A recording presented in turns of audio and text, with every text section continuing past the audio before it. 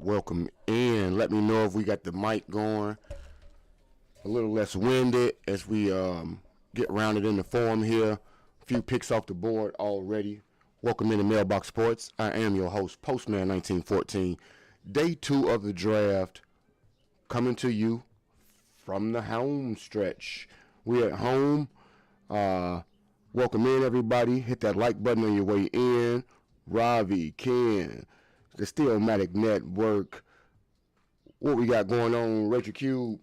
And it seems like we got some turmoil going on. We can see them on the clock right there. The Browns are on the clock right now.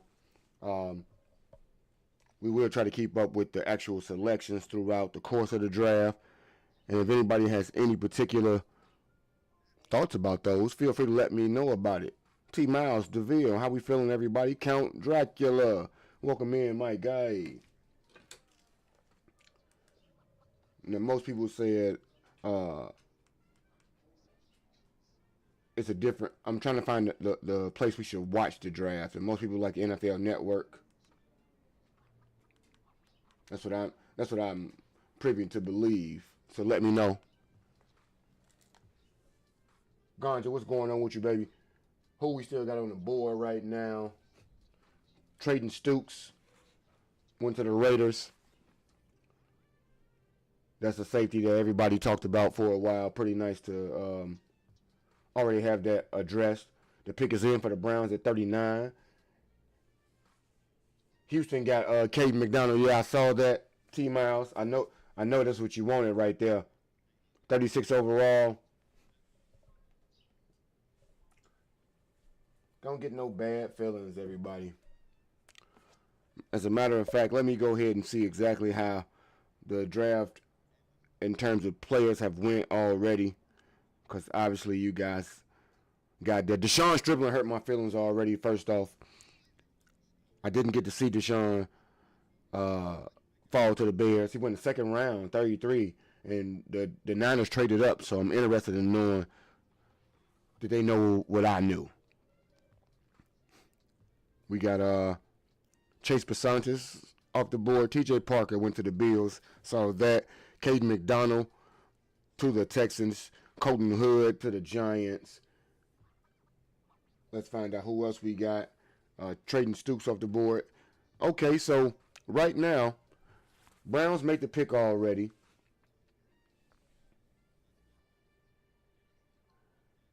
And Hood and Stooks are first-round talents, and you could have had either one for me. Because it looks like my guy EMW still on the board. So it only speaks to the fact that I think we could get several options still available to us. There's still guys there. Obviously, we're a bit nervous because we want people to fall to us right now. But don't do yourself like Ryan Poles allegedly and get antsy and want to trade up. Let the board fall to you.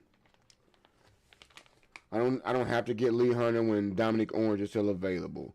I don't have to get a Peter Wood when I still have a Gabe Akers, as they want to say, or a guy like a Danny Dennis Sutton, you still got an available amount of people that are there for you.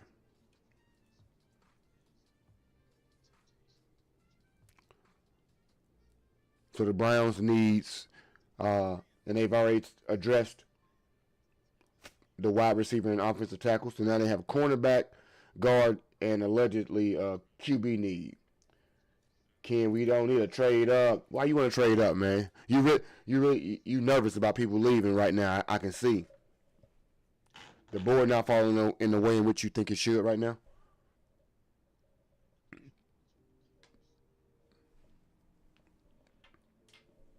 Curious to know. Y'all let me know.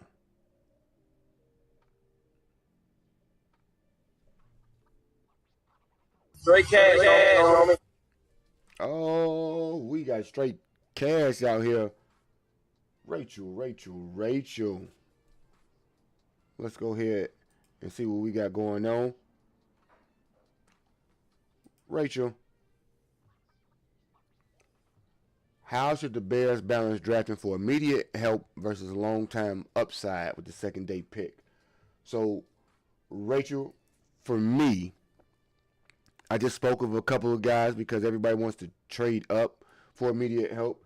I believe that the edge still has plenty of available positions for us to target. So, as I stated, you got a Dominic Orange in the interior still. You still have Danny Dennis Sutton. You have a Derek Moore. You got a myriad of players that are still available that you can look to address immediate upside and contribution, in my estimation, because I think all of these players have their potential if you get the right coaching and the right structure involved or in place. So those are the things I think gives us the best opportunity to really, I guess, focus in on value and need. And the Browns loading up on receivers over here. But for us, the long-term upside is most of these players are a bit young, so you want to look at some of the guys who might have youth on their side and have upside. You know, they had a guy like Keldrick Falk is 21. If you find young guys that are a bit unpolished in the later rounds that you want to go ahead and invest a draft pick in, you get a 3 to 4 year window to develop those guys and see if they align with what you got going on. For me, Mr. Rachel Cubed, it's more so just the understanding that I'm in the business of having as many bites at the apple as possible so that all of those things as far as the long-term and the short-term things are set into place for us. So I appreciate the question. I appreciate the super chat. Thank you very much. And we're going to mail time might be a Rachel. It might be the Rachel Cube corner just for you and you alone. Feel like it, Rach.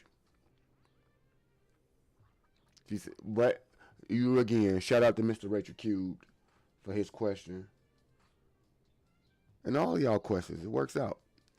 So the pick is in for the Chiefs right now. I'm curious to know who we think the Chiefs target right now. They say they need a wide receiver, an edge, a tackle, and a tight end. And the tight end that I thought would best fit them is over. He's done with.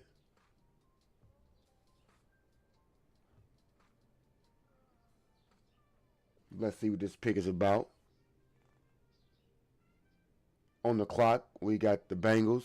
Let me know if you guys see the ticker available for us and if those things updating with some semblance of time.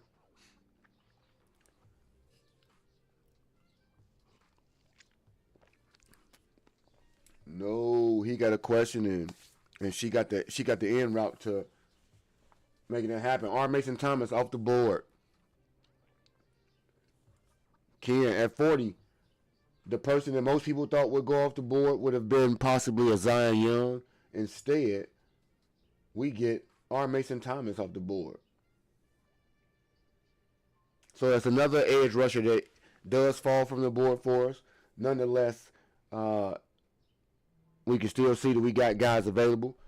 If we got any position that we want to see in particular, see who is still available feel free to let me know, and we will toggle to that particular position so that we can see what's the best player available at each individual. Ken, hold firm. You fine. We good over here.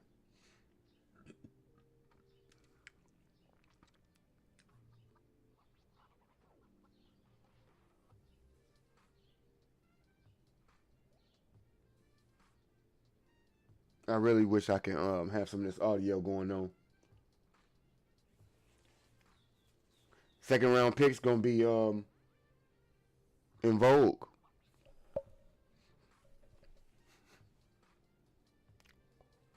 Who you got your eye on, Ken? If we gotta talk about somebody right now, who you got your eye on? The Bengals pick is in already. They don't need anybody on defense right now. They got Boye Mafe and Jonathan Allen and everything. They did a lot of things. The Chiefs got Mansour Delane, Peter Woods, and R. Mason Thomas. The Chiefs trying to beat their defense back up again. I kind of like the direction it's going in, even if I don't know nothing about the players. And let's see. Matter of fact, while we talk about that, we're going to go right now to some of the grades on players. Cassius Howell's off the board, by the way, for the Bengals.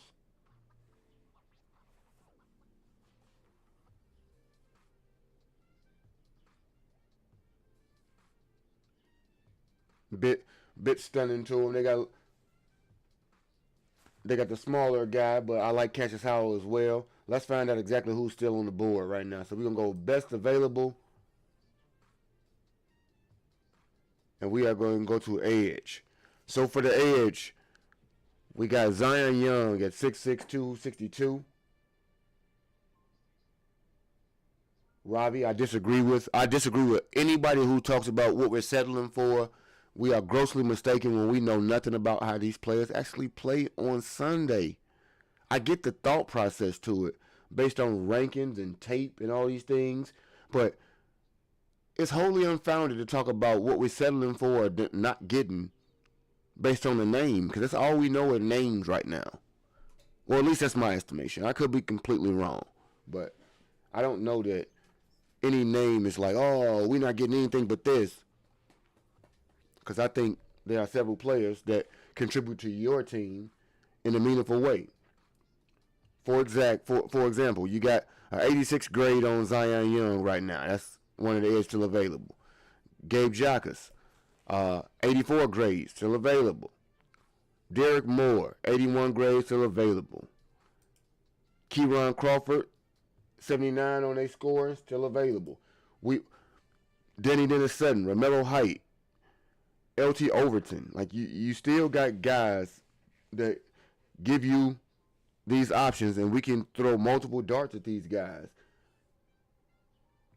I understand the need. Like, we don't want to see all of them go. I know that. I'm in the same camp. I don't want them to have all of them go and then say we get down to the 10th ranked edge available. I don't want the 10th ranked. But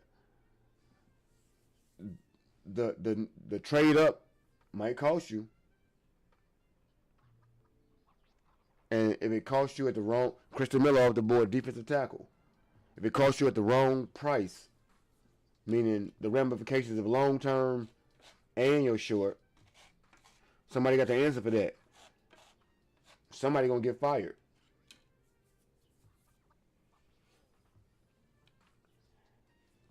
And I think they said this is a deep edge class, so you saw a lot of the names we know go by the 40s.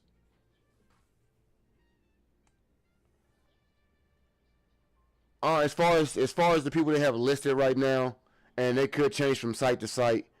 When I talk about D tackle versus edge, those are different positions. And on ESPN, they still list him as a edge rusher. But like you say, even stuff like that, the position they've played all throughout college, and then it changes once they get to the pros. Like those things, they matter. When you still got a guy like a Jamal McCoy, you got a guy like a Emmanuel McNoy Warren on the board. They need to go ahead and take those guys. Get those guys. Yeah, you get fired for drafting the wrong guy. if you pass on the wrong guys, but how many of the wrong guys have we really passed on?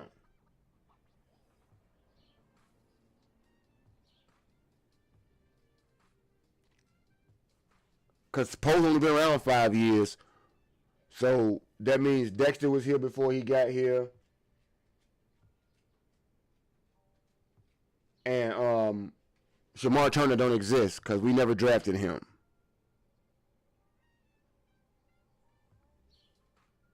You see, like people that he passed on the D line. He did not pass on the D line. You watched him draft somebody on D line last year, but because we don't have the results we want, we default to what didn't happen when it's not true.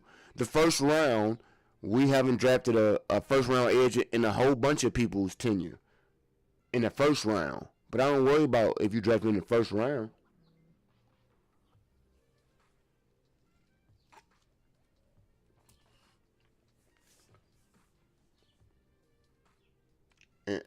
And the stress of those things, you draft where you positioned at.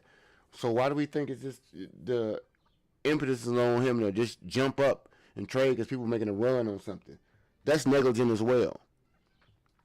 If you trade your future away trying to worry about this year and it don't work out, you got to be right. I understand what everybody says. I got no disagreement on the way in which we speak of it. But I don't think that we giving it a fair shake to believe in any way, shape, or form that they're not addressing it because they didn't do it in the first round. Can't get up the ball and do it. Who's to do it a metal rod?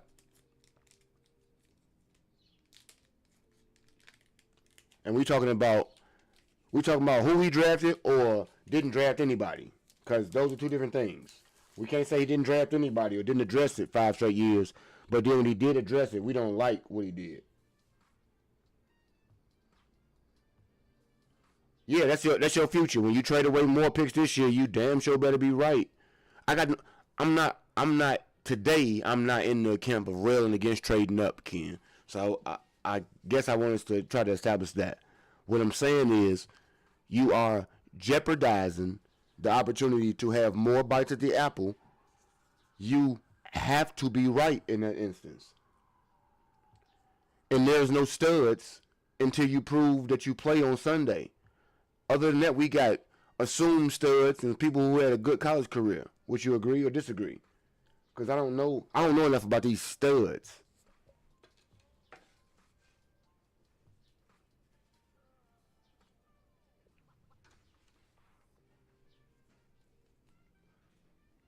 I'm merely saying that we see a lot more Max Crosby's and the likes be drafted that we don't know about than we do about these alleged studs thriving in the first rounds.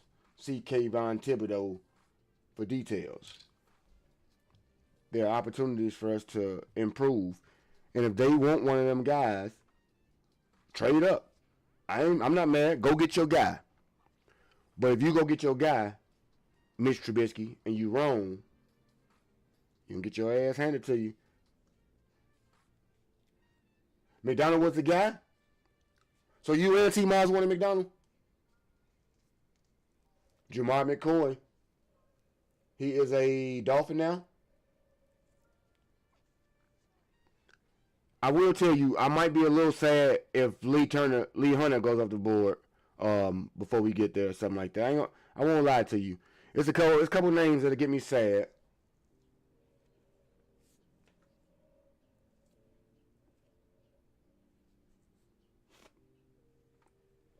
Yeah, I don't want to trade no picks. I want to know that this year you can do good, and next year I got draft gold as well.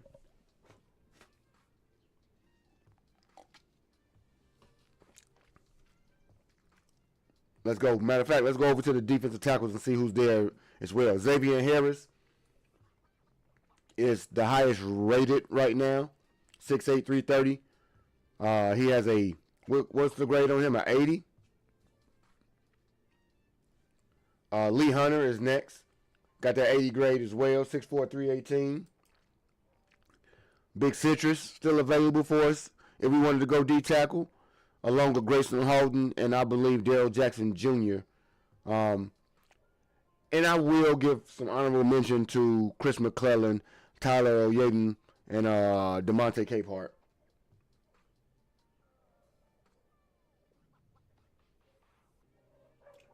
We are about to hit 57, and Jacob Rodriguez is off the board. And Ken, I'm all in agreement. You got to be right whichever direction you go in, because if not, Dennis Allen might get sacrificed, not Ryan Poles.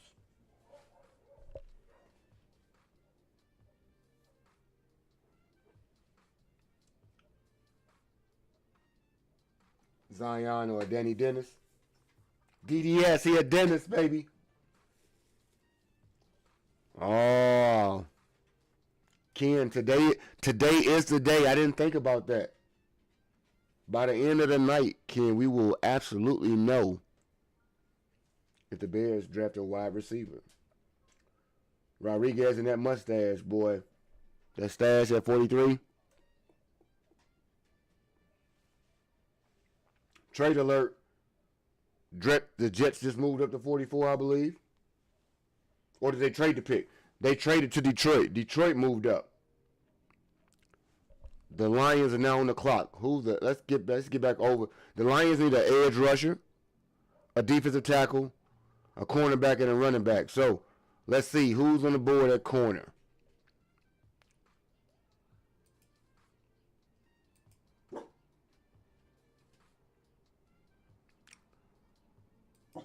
McCoy's already gone. So they got Avion Terrell, Brandon Cisse, Keontae Scott, Malik Muhammad. Still those guys available at corner. Makes me nervous to see they still there. Shocking to me that EMW still available along with AJ Halsey. You could have had one of those guys, Bud Clark, Keith Wheatley. Could have had any of those guys as safety, but no. We wanted Derek Moore's the guy off to the board from Michigan, another edge. A guy I did like. 6'3", 255.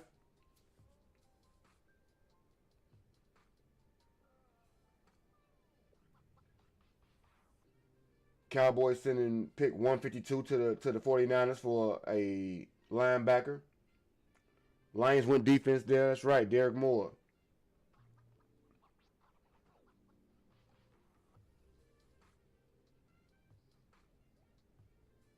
Another D tackle. Another one bites the dust. And another one goes.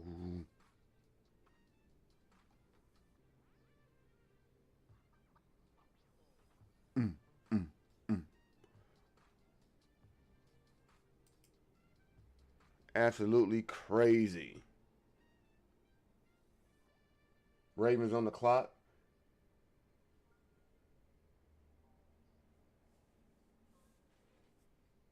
Robbie, we gonna find out if that's what they should have did. I do like it. Kids like, fuck it, trade the pick. We gotta deal with man. We don't know these. I like them, but we don't know yet, man. We gotta deal with us. We gotta make us better. I think we gonna be all right. Now, granted, we losing more tackles. I don't. I want an edge rusher. I don't have a one in mind. So still give me somebody on the defensive line. Like I said, I just read the people that are still there for us. When you talk about Jacques, and that would be like Jacques would be my preference at the moment. Based on the people that's available, I would love to have Gabe in the fold. But if Lee Hunter is available, I think Lee Hunter fits in so well with the Bears. And I'm okay with that. And the Ravens, let's see what the Ravens need, Ken.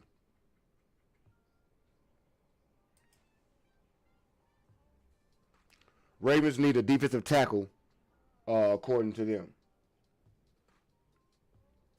And Zion Young might not be falling. People might not want him on their board. Our boards won't, the mock boards and everything won't usually follow what the team board is. And if somebody think they still can get him there, they're going to be okay with it.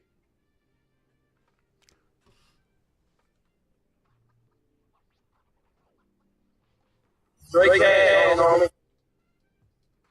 Oh, yeah. Drac, appreciate the super chat. No name, what you got going on today? And the question is, let's get back over here, see what we got going on. Jamar McCoy, was he picked already? I know he fell out of the first round because of ACL. Jamar has not been picked just yet. He's still on the board. I thought he was going to, what do you call it? I thought he was going to the Dolphins, but instead they picked Jacob Rodriguez. So Jamar is still on the board.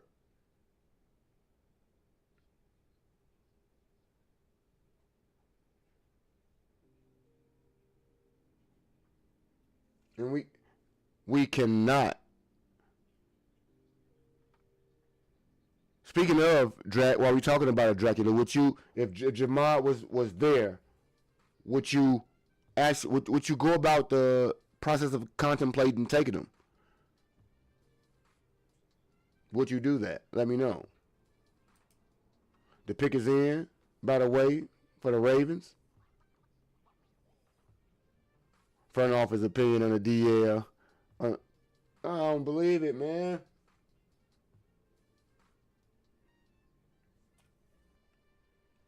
Hey, we got an opportunity for what you're saying to be right, but I don't believe it.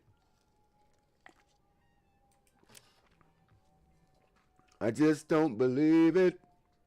On the clock, the pick is in.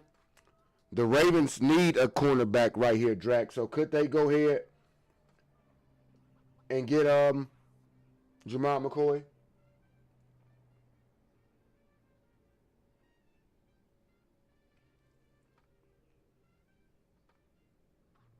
I can dig that. Ken and Robbie say we having brazen neglect to the position. I'm here for it. It's funny. It's funny right now. And I really can't be beholden to the moment. The moment can get us tweaking, bro. The deep end is a bad place to be in.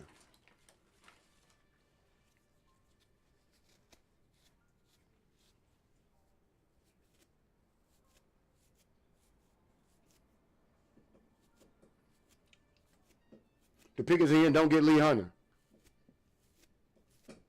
Oh, big trust. Woo, woo.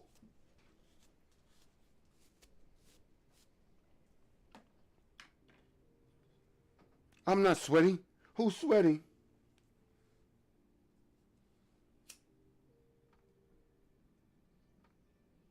You crashing out? Ken, don't crash out.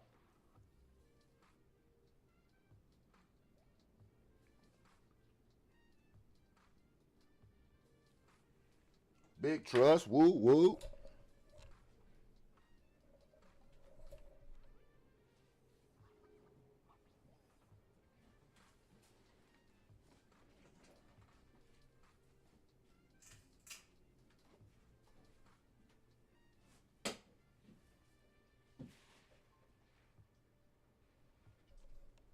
Man, I think they got a lot of good wide receivers left. But I'm salty as hell because Dejon Strickland is gone. Zion Young off the board.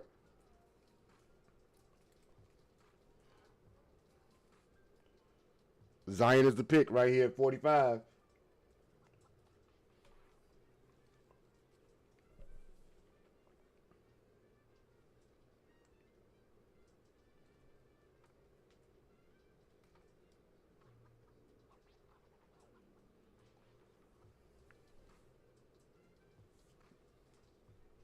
Told you, my guy right now is Jockus. As long as Gabe is on the board, I'm content right now.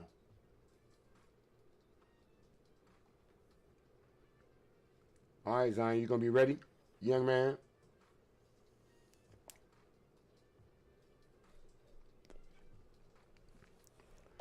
Tampa Bay Bucks are on the clock. They need a defensive tackle as well and an edge.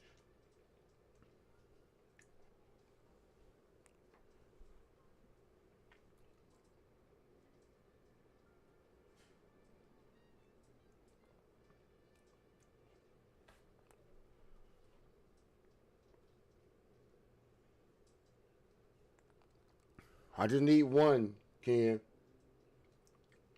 It's always frustrating when you see the run because you want to be a part of the run, but I can't. I can't be beholden to it. Robbie, can we take a pill, man? Seriously.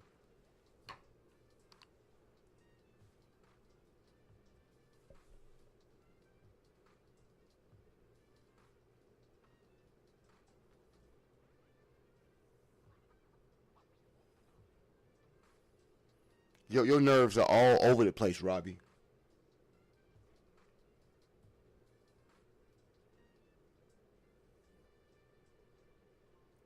I love it. I'm here for it.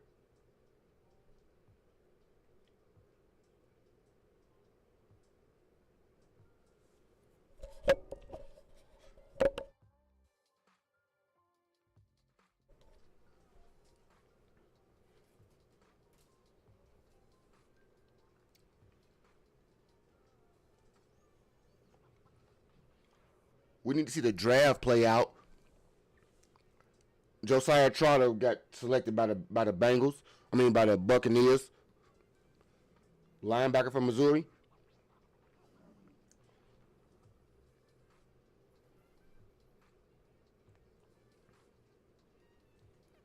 Don't walk the plank, kid. There's no need to walk the plank. You safe. No need.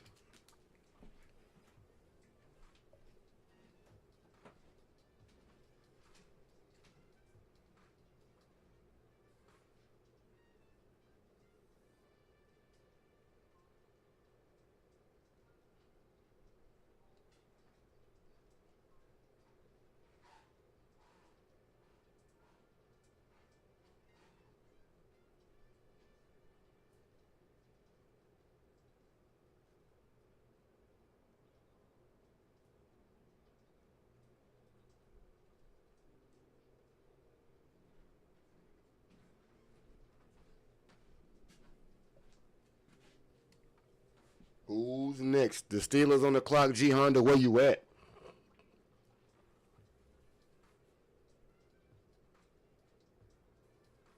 Robbie, Ken. There's no need to go over the board. There's no need. A trade alert. Indianapolis coach traded the pick to the Steelers.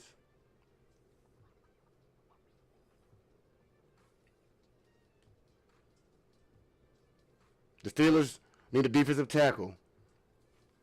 I'm nervous about Lee Hunter right now. That's the crowd I was in yesterday. If anybody's watching the real draft right now, that's the type of environment they had going on out there yesterday.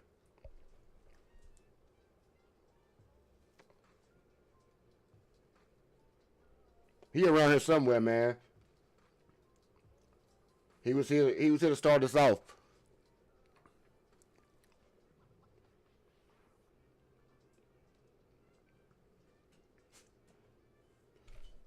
They already took a tackle yesterday.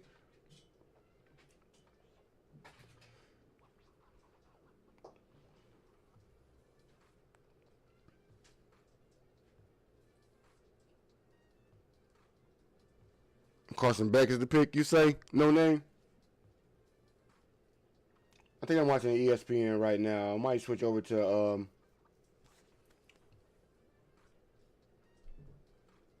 man, it was fun as hell yesterday. They got a receiver. They got another receiver, Jimmy Bernard, the receiver from Alabama, is who they went with in Pittsburgh right there.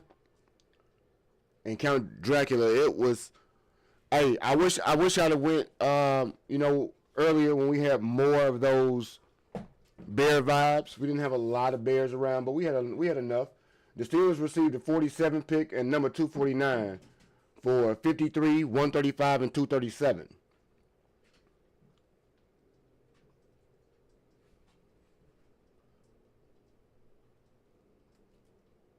Where's Beck? Where's Beck? On anybody's clock going at 47. I'm missing. Am I behind already?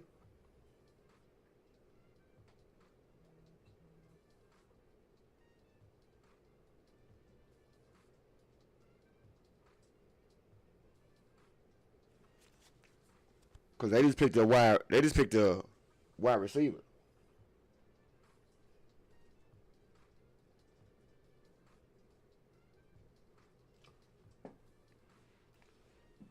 Man, hey, Robbie ain't giving me all the best commentary right now. I really wish I had prepped a few things a bit better. Like had I known what I could have had available to me at my disposal as far as my refreshments and so on and so forth, the things that I could have brought in to keep my microphones in check and stuff like that.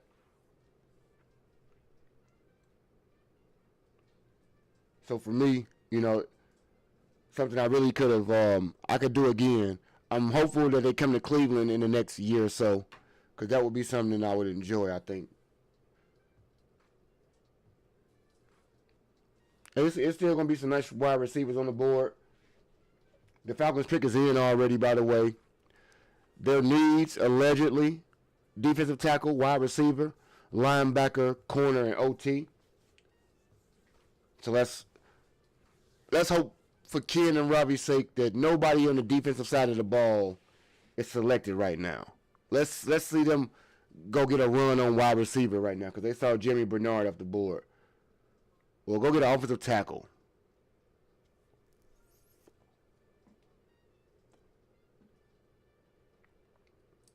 Keep my friends off the ledge.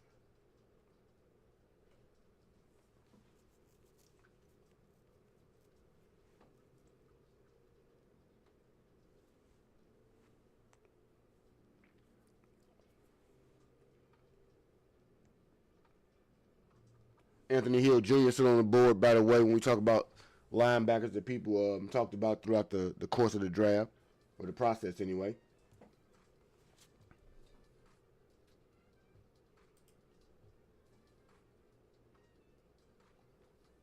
And by the way, if you are new to the channel and not really a talker in the background, feel free to hit that subscribe button. Next year, the draft's in D.C.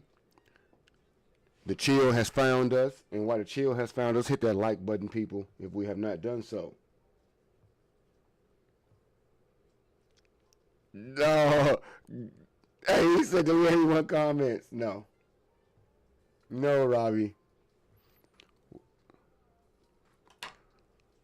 Benny, we are not going offense, man. Benny, don't set them off.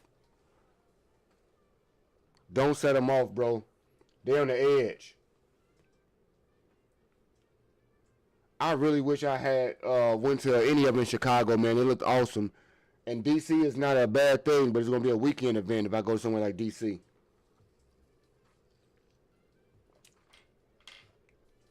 JJ, a lot is happening on the defensive side of the ball, and it is making Ken and Robbie totally over the top right now.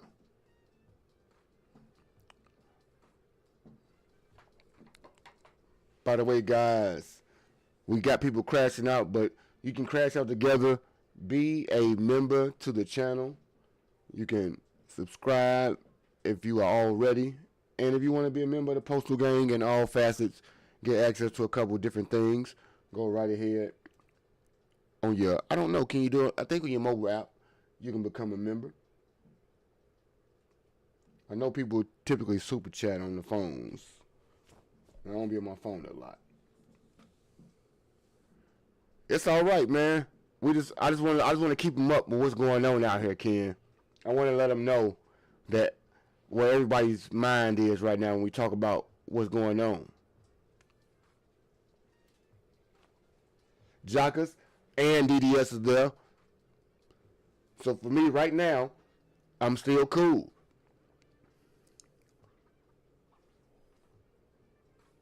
So if we go one of them, if we get Lee Hunter, I'm fine. Okay, Dracula's answered my question for it. Who's the next pick of the board, everybody?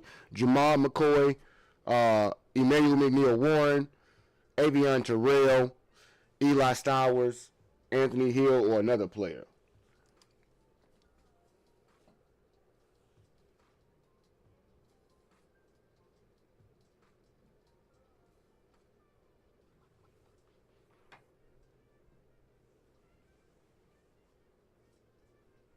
You say kinda, not really.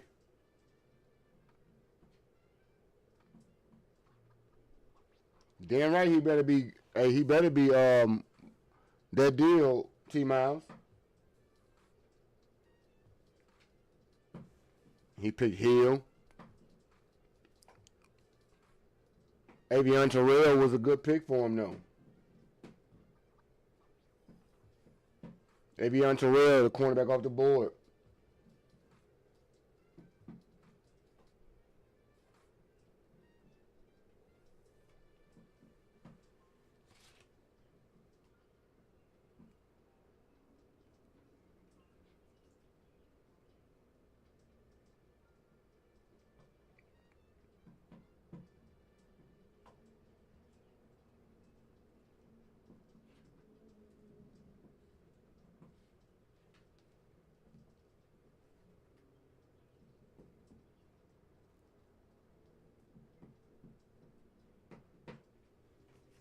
So I'm cool with that right there, Ken. We happy to see things like that happen. Let those boys be off the board for us. Now that it moves again, Kev, when we got Jamal McCoy, EMW, Eli Stowers, Anthony Hill Jr., and Brandon Cisse, who is next off the board. And I believe the Jets, the Vikings are on the clock. JJ, I'm hoping they're looking at Gabe Jacas or DDS with a splash of Lee Hunter.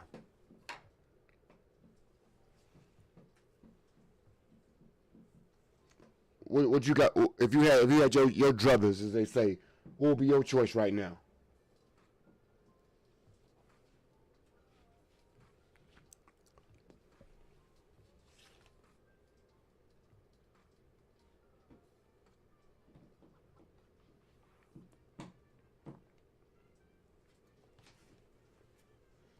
Y'all got to see this one right here. My man just said the real thing right there. He say, I give him props for not getting jumpy like all of us, JJ. We got a trade alert again. Vikings traded the pick to who? Vikings traded the pick to Carolina, everybody. Carolina's on the clock. JJ, I want Jacas if he make it. I want Gabe Jacas if he makes it to us.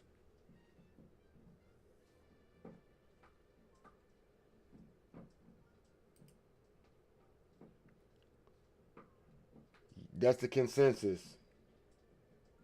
We all want Jacas, and don't tell me I can get Jacas and I can get Lee Hunter with 57 and 60, man. Let me get Lee Hunter and Jacas with 67 and with 57 and 60. I'm a happy soul.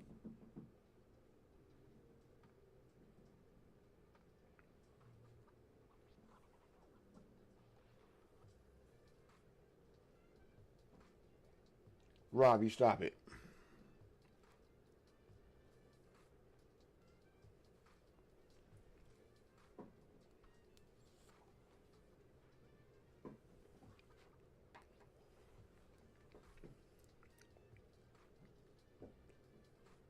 Let me get a order of that. Yeah, I think the third round is when you look for Logan or anybody like that.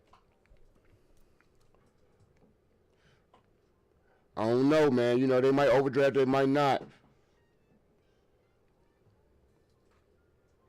Oh, Lee Hunter gone off the board.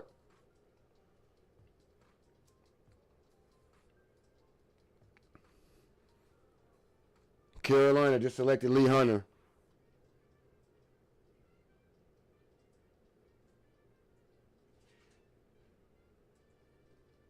Bear down, hit that like button. I don't like this trade. A little sad that Lee is off the board.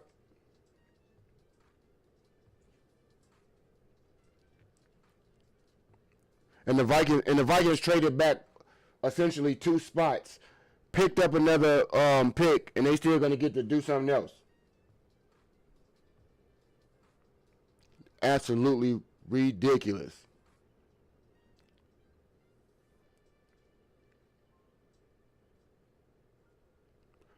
I won't be mad at them. They traded up 2 spots.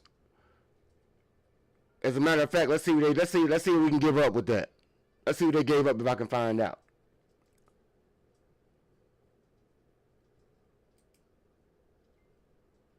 No, it don't show. It don't show us what they gave up just yet for that. Because they only dropped back 2 spots, and they don't need a defensive tackle. So why not pick up another pick and let them get who they wanted?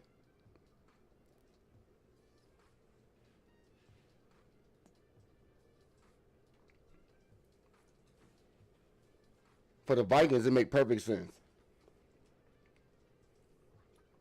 But the price, it would cost us to trade up to top 50. Well, within the top 50, that would have been tough.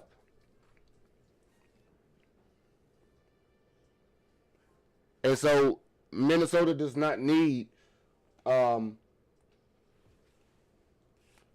defensive end in Robbie. Green Bay don't pick till they do pick today, huh? Let me see when they pick. 20. They pick back to back.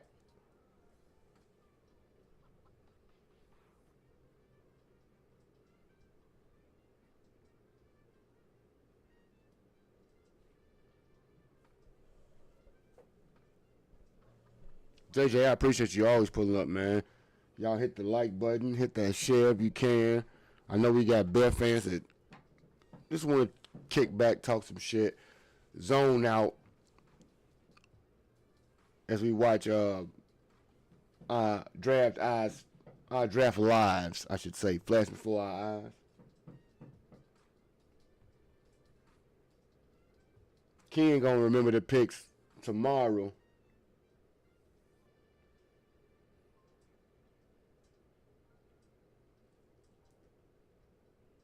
Robbie say he is not gonna overdo it over there and be tweaking. I can get it. So the Jets pick is in already, by the way. Omar Cooper, is that who did they pick him in a first round?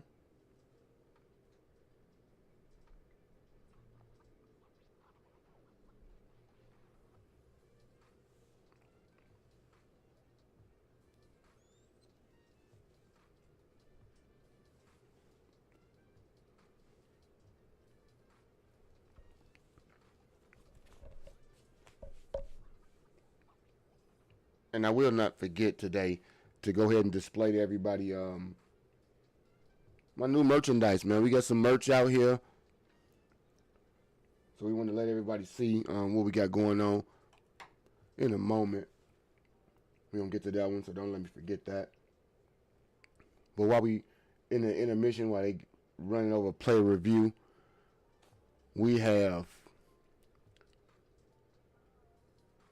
as of yet, let's go ahead and find out one more time. Best available.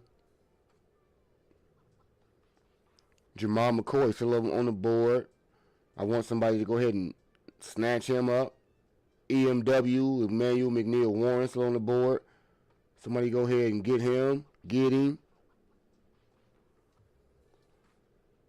That type-ish, you know.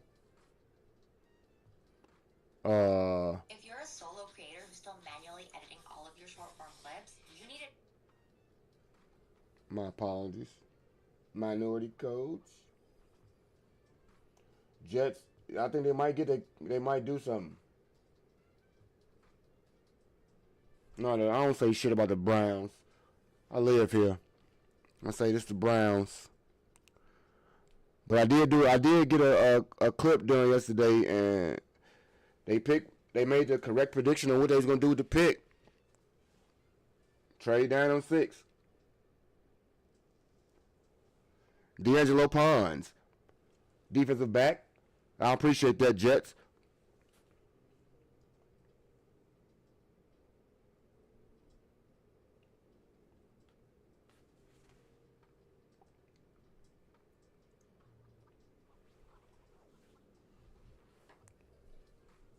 We out here.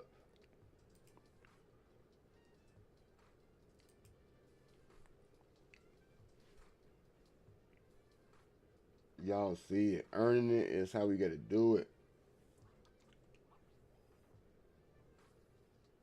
We got to find all the best ways to keep us locked in and earn more support, more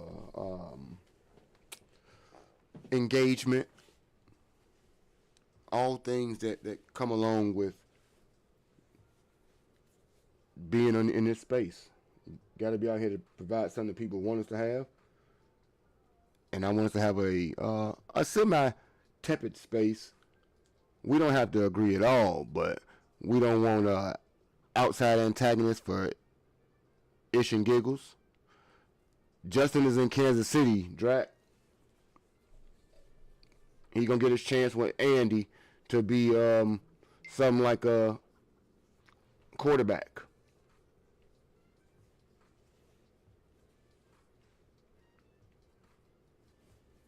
But you have not been to a place that allows you to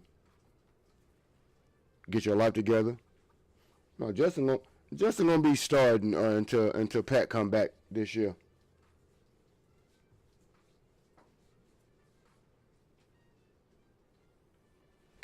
Andy gonna get the best he got out of him. And while we talking about the best that we got, let's go ahead and see if we can get this displayed really fast for y'all. Today is been a long off day, if you will, a recoup. So that's why it's more so a camless day. But we do want to get out here and let y'all see real fast.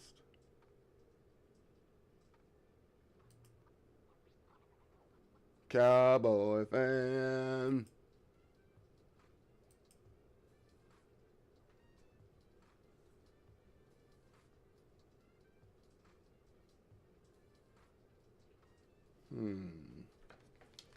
Where? Looking for something specific. Gotta get my TV off the screen. Y'all. All right. Let's see if we can get that going for us right there. Let me know if y'all see that. That is the hoodie version of the original logo. We got 4 different logos, emblems, however you might want to call it, that are going to be available for us. T-shirt, long sleeve tee, and hoodie. And we do have some women's sized requests in terms of orders. So I know women want snug fits and curvy shirts and things like that. So if they do, feel free to let them know. That's exactly what we got going on. We will get prices listed in the Discord. So join that Discord. It did just pop up for us. And I will work to possibly put a post out on the page and work through the system, since I do personal work. This is a me-made endeavor. We in the man lab. We put the man hours in until we are able to find the right person to outsource to. So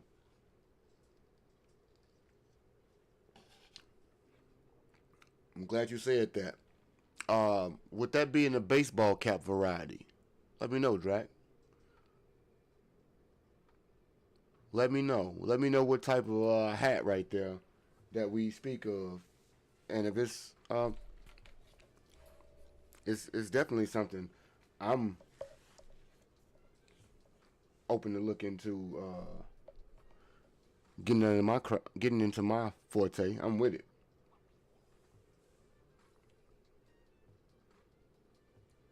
Can we? Hey, we'll discuss that. How we got to discuss that. We already discussed that a little bit. We'll talk about that. Let's get there first. I might be the loser. I don't want to be the loser, but I might be the loser. Jake Golday was a good pick for them, by the way. When we talk about not in the slightest, brother. We don't. Absolutely. We're gonna. So when we talk about baseball caps, since I don't wear caps, Drake, what would be the typical color? Because obviously, based on my brand, white and navy are the first two colors that come to mind in terms of how things actually pop. But I'm pretty sure that the logo shows on other things.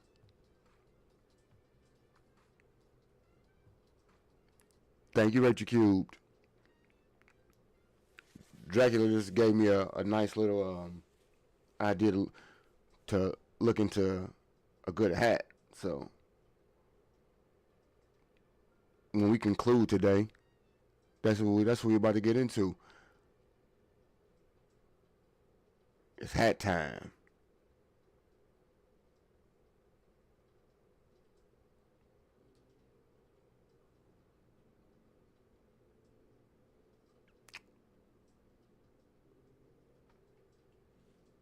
Rachel, I will find out typically Cash App or quite possibly Super Chat.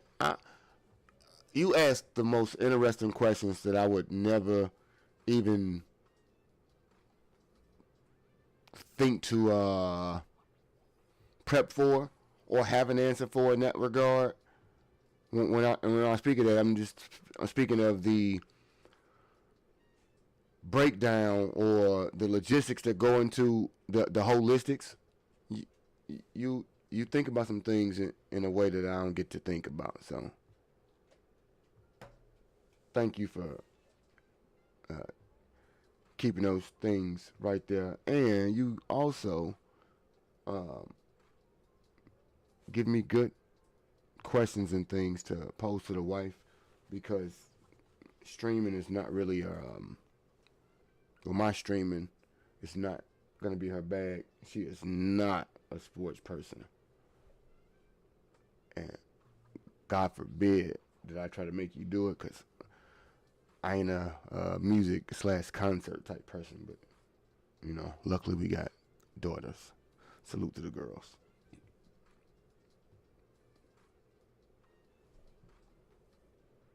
And the pick in for the whackers. Who the wing ring. Brandon Cisse. All right. Now we getting here to the edge of our seat when it comes to picks left. So we got 3 things I want to show everybody. Rachel, I appreciate it. As I state, the Discord is where we can do most of our communications out here. Really wow. What's the really wow? I'm lost. Oh yeah, she don't like sports. Yeah, it's not her bag, Rach. Or maybe you're talking about me with music. Who knows? It's not our things. Oh, but this is what I wanted to show everybody. I know we don't know about these particular players, but we're going to try to have a little bit of engagement. So, if any of these draft picks are somebody that you feel is a good selection, whether or not it's for your team or not, we're going to go ahead and say that right there is a special delivery. Man, y'all, hell, man. He is looking like that because he's rich, bitch. It's a special delivery. Now, if for the Bears, and if there's anybody that I particularly like in terms of a draft pick, then my friends, we are going to get what I call a special posty approved message here. don't you want all your messages to be Posty approved? So let's go ahead and take a look at what it looks like when the postman gets out here for you.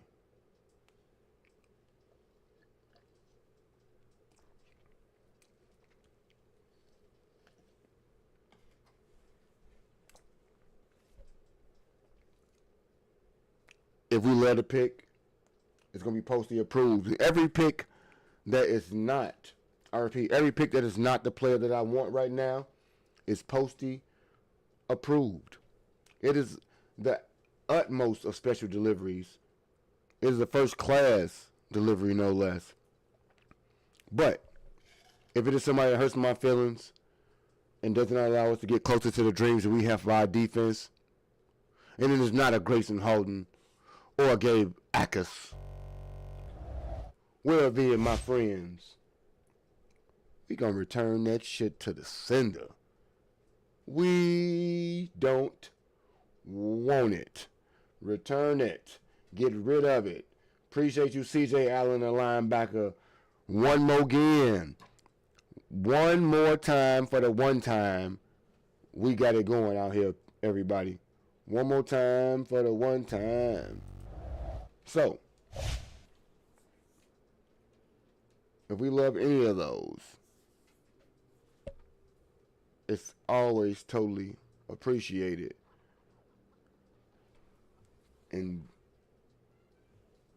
what I want to know is why I don't hear my super chat go off in the chat.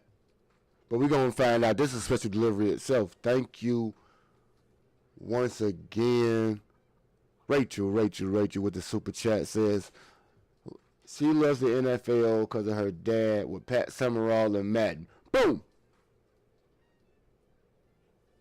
I used to love playing Madden when Pat Summerall and John was doing the commentary.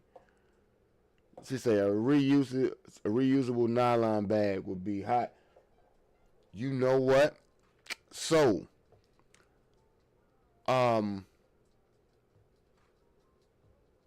outsourcing with how bags would be.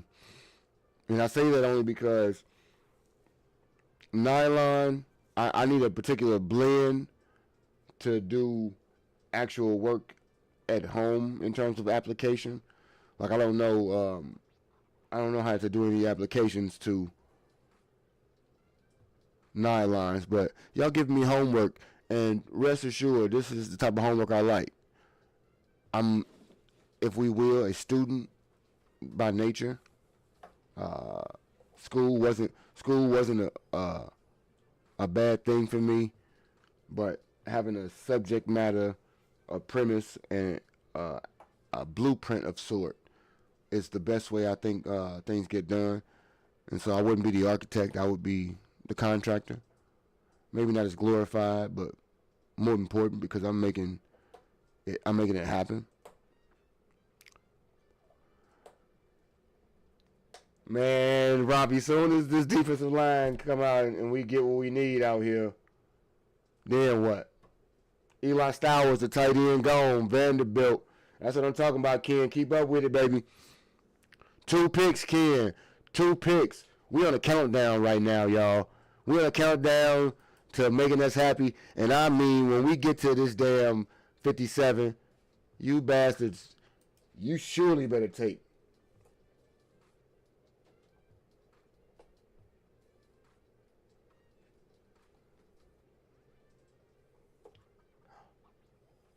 Rage. Hey, look. So, Rachel, I have a LLC for customs.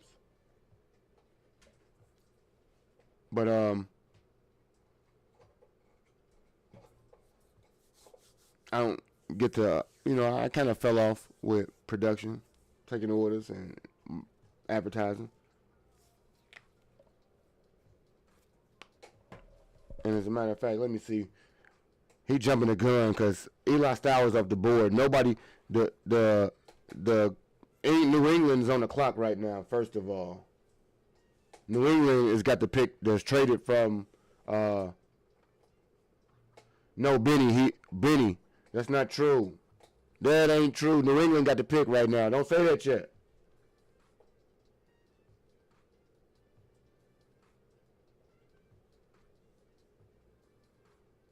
So they went out there and get Gabe Jacobs on this.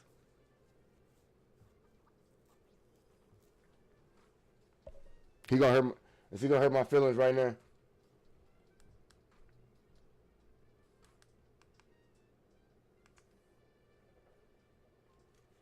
Rusuni on the roster already. No need to draft her. No, Ganja, you watching 2 days ahead. You know already. You clairvoyant. Who are we getting? Let me know, who are we getting? Rachel, once again, thank you for the super chat.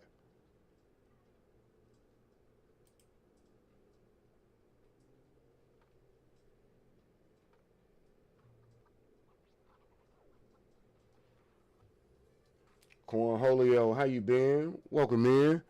We are on draft watch right now. It is 2 picks until the Bears are on the clock. The Patriots have acquired a pick from the Chargers, I believe. It's just who made the trade. So right now, unless it was a total jump of the gun,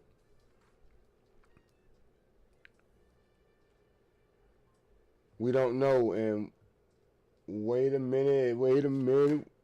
Oh, yes, wait a minute, Mr. Postman. Let me see. Rach, you got another question for us. She a Patriots fan, by the way, everybody. Which prospect would best fit the Patriots' current scheme and give them the best chance to contribute right away? So you traded your center away you got rid of your center for us right now.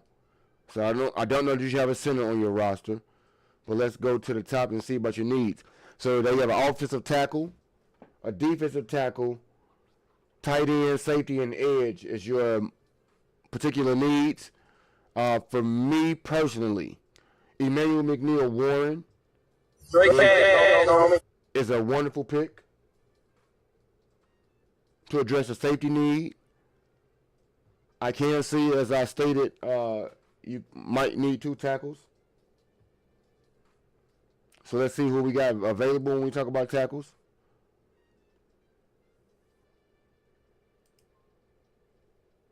But right now, EMW seems to have the greatest value to get if I'm the Patriots right now, based on need. Based on my needs, that will be the greatest value pick that they can come up with. The pick is in, by the way. Jennings Dunker is also another prospect that the Patriots could go with right now, I believe. But if I had to go with 2, we're going to go with the tackle or the safety. So it would be a Emmanuel McNeil Warren or a Jennings Dunker, somebody to protect your wonderful rookie or third-year quarterback. My apologies. Nonetheless, the pick is in. Let's find out exactly who they want.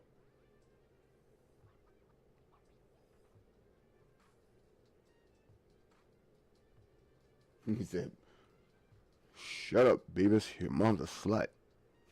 That was cool. I am the great Cornholio. You'll give me TP, Bangholio. What? Are you threatening me? Hey, Rachel, now we get to find out if I was damn right. Let's find out. I want to know. Rachel. Was I anywhere near right?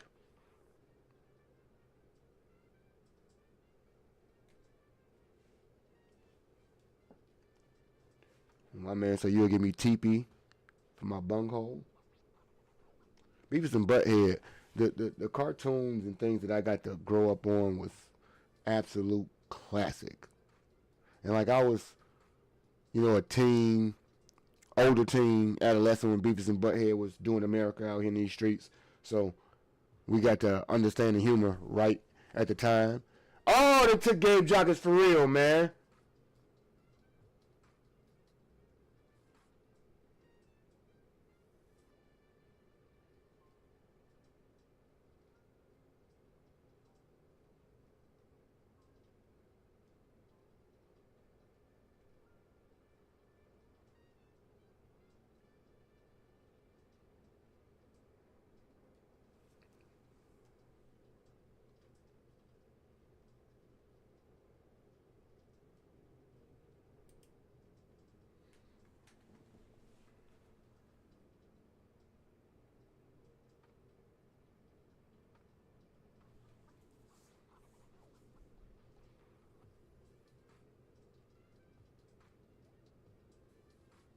Rachel,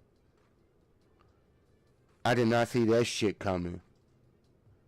And the Jacksonville Jaguars need both positions that we targeting right now. I'm sad for me, Rachel. Excited for you. That's who I wanted on my team, Rachel.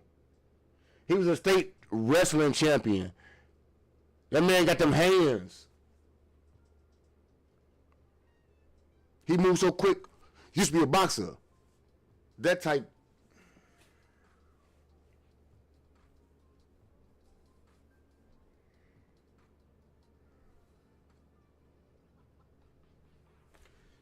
Now,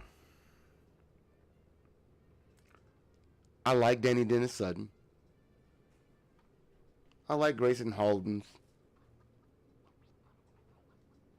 But I really wanted Gabe. So, unless they're going to make my guy Zane Durant and convert him into an edge in the pros, I wonder, do y'all think we can do that? The Jags making the selection right now, and they took Nate Boerberker or Borkers. Let me see what this boy name is. I got to read this. Boerkercher.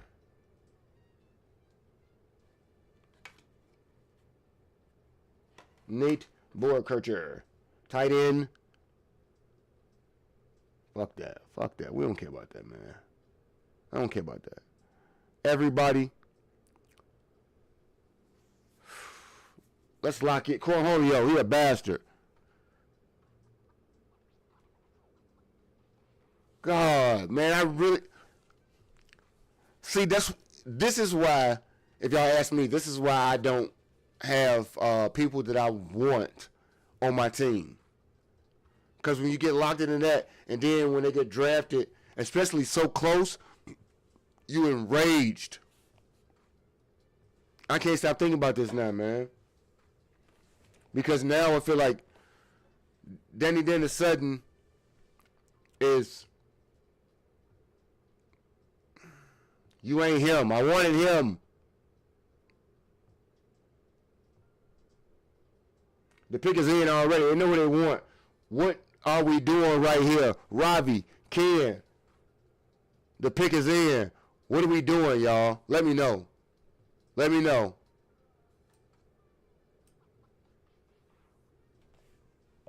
The time has come. What will we do? I've been waiting. And look, we get to do this again in 3 more picks, perhaps. Please, Chicago Bears, if you're listening, Ryan, Ben, give me an edge rusher. Give me an edge rusher. T. Miles, right. Kevin Rand, we're going to say your whole name like your mama would in my day when you get in trouble. You better not pick no damn Logan Jones right now. You better not. I better hear somebody's name on defense and put their hand in the dirt right damn now.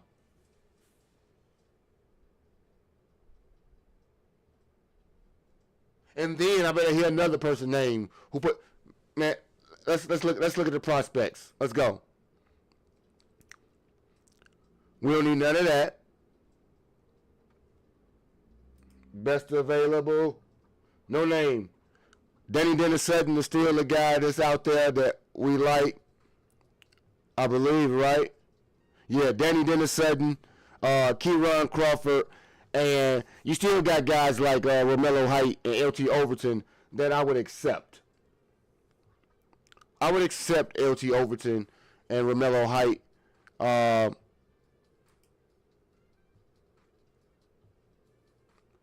He disruptive, you know what I mean? He got power off the edge, rush the pocket when he slides inside. He quick for his size and use active hands to keep blockers from latching onto him. keep working if he don't win with his first pass rush move. One-on-one opportunities, he can stack and violently discard blockers, and he's able to hold his ground when teams trying to kick him out with a pulling lineman. So LT is a guy. No, you don't gotta get him right now. And nonetheless, we don't know what a reach is. And a reach is if you get it wrong. Would you agree? But we got several rounds. We even got the third round for that. I'm merely speaking on the people that I think could be of impact. And possibly at the end of the day, I might even take a flyer later on the Logan Fano. But right now, if I were to see like overall, they got who they have for us out here overall. They got a lot of wide receivers and safeties out here. Anthony Hill is a guy, a linebacker. I know we're not pining for a linebacker, but he is available at the third ranked BPA. Emmanuel Pregnon is an offensive guard. You got Keontae Scott, the cornerback, the nickel guy. And you have Jennings Dunker and A.J. Halsey to round it out. But you bastards better not make me mad. You better not make me mad. A third round pick, so the Vikings getting 98 tonight and a third next year. They give him 2/3 for him, for Grenard. That's crazy. Jackets did truly get me a little worked up. I won't lie. That got me a little annoyed.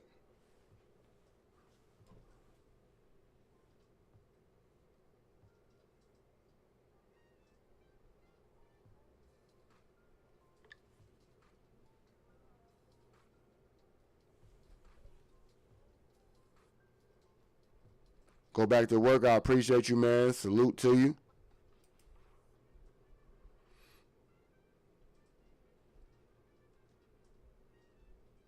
Let's see what the pick is.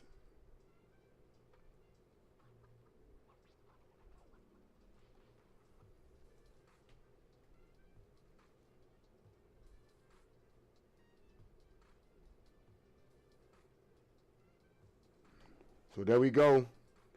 Ganja let us know they took a center right now. So Logan Jones was the pick. Jimbo Culver, they would have used an offensive guy to announce that. Hey, who called it? Who called it? Who called Logan Jones in the chat already? Was that No Name? We got our center of the future. I'm not mad at Logan Jones. I knew they were taking a center, and they got the one they wanted.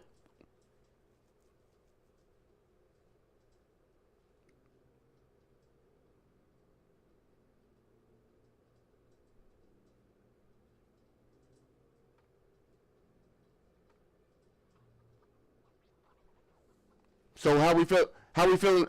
I'm not Kevin. It was you, Kev. I'm cool. Hey, look. We got another pick. I'm not. I knew we were taking a center tonight. It was Kevin. I used Kevin's whole name. So while I'm not over the top about this pick. It's not a bad one. Yeah, I'm not over the. I ain't gonna be pissed, man. I told you I need one. You got one more pick. You pick 60.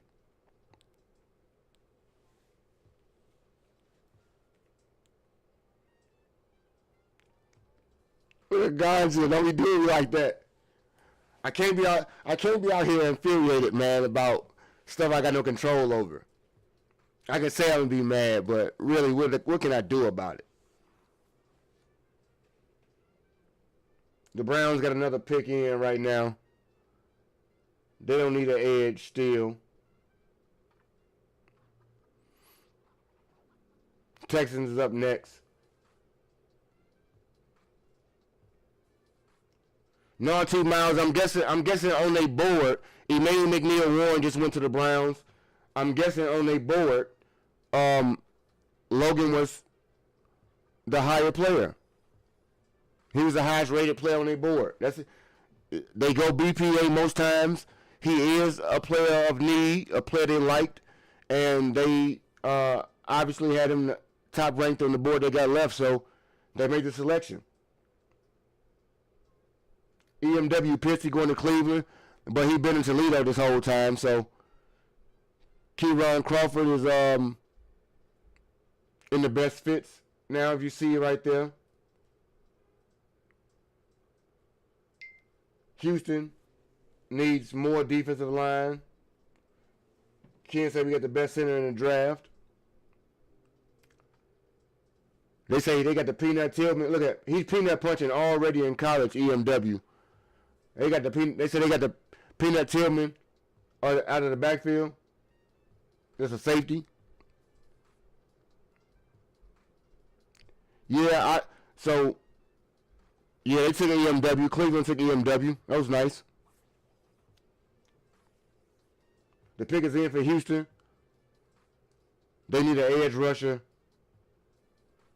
So the Browns traded up. They traded a second rounder and the fifth this year. And San Francisco got a third and a fourth this year. Logan Jones overhead. Yep. I did a hit piece on head.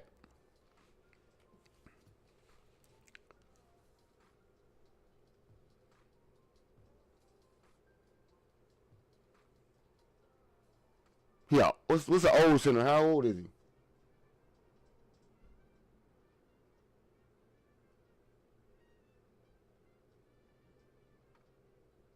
Robbie, I'm wholly convinced anybody believes foolery like that lives where I used to work in mental health.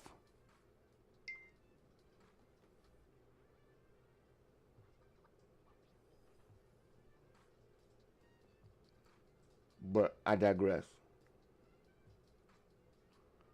Marlon Climb.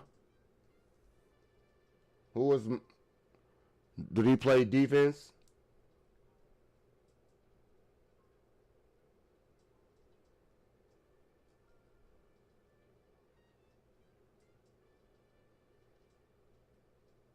Bears traded back.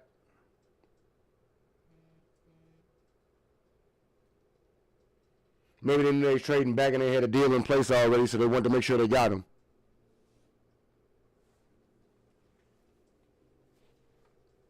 Is that a possible theory for us right there? They knew they were already trading back at 60, so they took the center they wanted that probably they thought wouldn't be there at 60. And while we look at it, where do we pick now?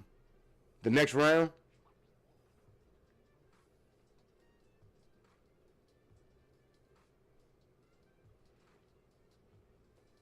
So that means if we gonna have 2 picks in the third round, they these guys on their board ain't that high up. Are they doing a Robbie? Are they relying on next year? 69? No, they don't pick 69, do they, Ken? No, they don't pick 69, do they, Ken?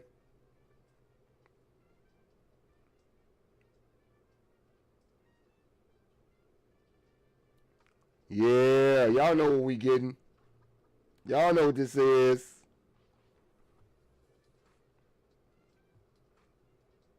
So we're gonna have the 5th pick next round, and then the 25th again? Yeah. 69 and 89. Yeah, the Titans traded in 60. We picking 69 now.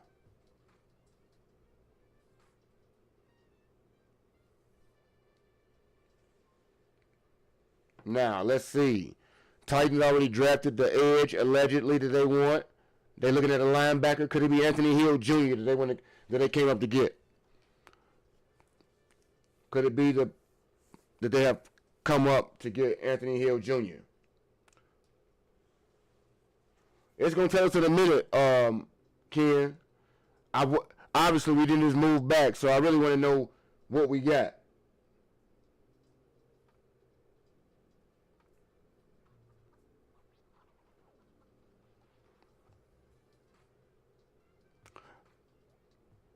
I hope Robbie doing his best impersonation of 88. Because if you think the coach ain't out here making these choices with the GM, I want that pack that you got. Because I think it's a joint decision.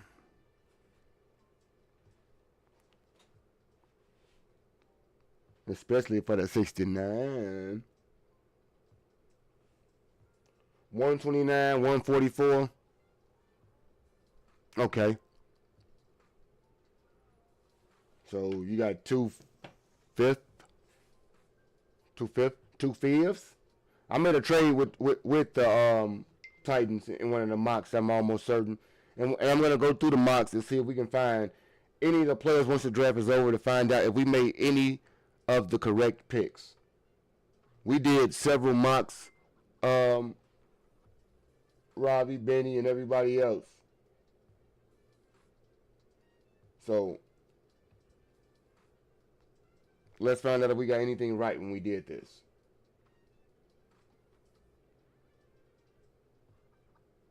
And again, still got edges that I like available, but I think they're becoming more of a flyer the later we get. Won't deny that, but I think the cutoff for what I feel supremely confident about might be around, I say 75, 80. 75, 80 is probably the cutoff of me. Just like, man, I really think you just arbitrarily a good player and starter. Then you're going to have to start, like, proving it once we get too far down the line. But, for the meantime, in between time, let's see. I wanted to trade back so we can get stuff. I just already anticipated us having addressed the defense a bit more in the position that we wanted, edge-wise. Well, let's see. They took Anthony Hill Jr., as I suspected. I don't know how they let you come out there with that suit, Jeffrey, but maybe because you 600 or 300 pound, whatever.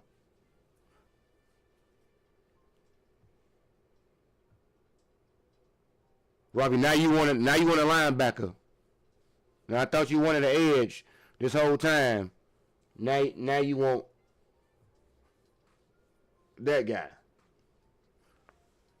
And I love how you say they just done with the defense when the only player they hadn't selected right now so far is on the defense. They ain't selected. Oh no, they took the offensive player. They took a center. My apologies. I'm wrong. But do we like the whole draft or we like certain players real fast? Because I wanted Deshaun Stribling. He gone. I don't know what he's going to be later on, but we got to find out. And all these other guys that we want. It gives us an opportunity to look forward.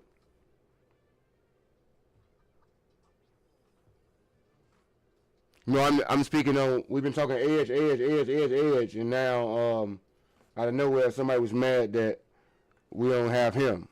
Like I thought we said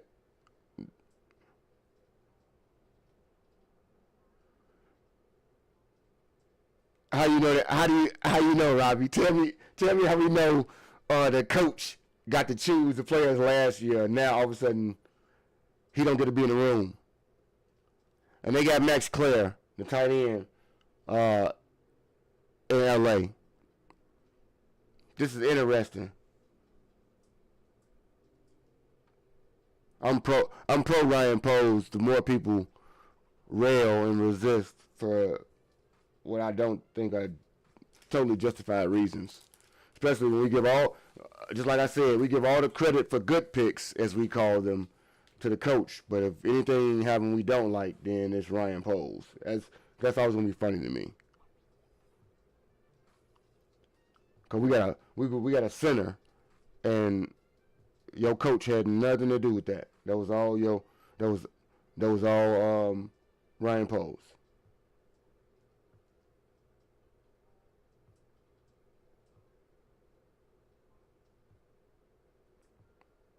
Now you want a wide receiver? You just want anybody, don't it? The best player. Just pick them. I don't believe they're not picking people who can contribute now. How are we sold that a third round player can contribute now? What round do you got to be drafted in to be able to contribute now? That's Logan Jones. Let's move past one pick of 9 picks that we have now. Well, 7 more.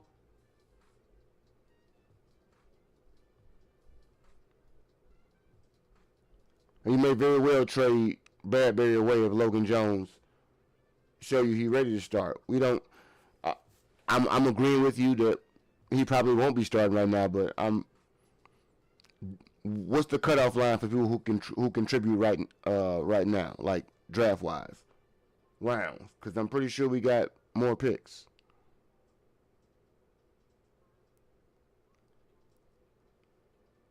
Probably about to lose his shit, y'all. Y'all better draft. If y'all don't draft somebody on defense, we're gonna have to guy.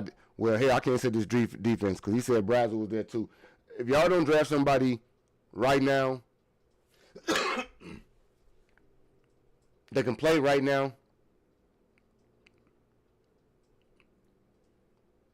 it might give you an opportunity to trade him. But for right now, that makes sense. They only have Bradbury for a year. They don't anticipate re-signing them. They had to get the replacement. That is the only logic that I will give to that particular pick right there.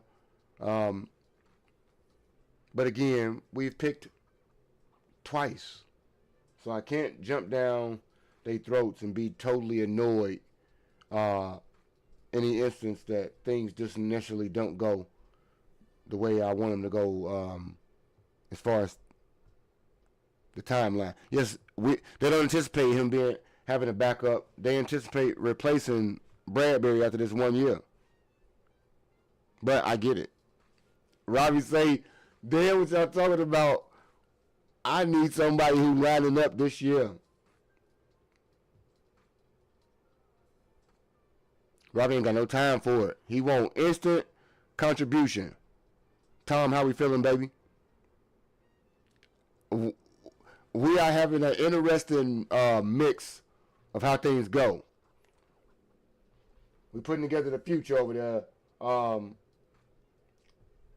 Robbie got a lot of strong opinions right now, and I'm here for him because he really want.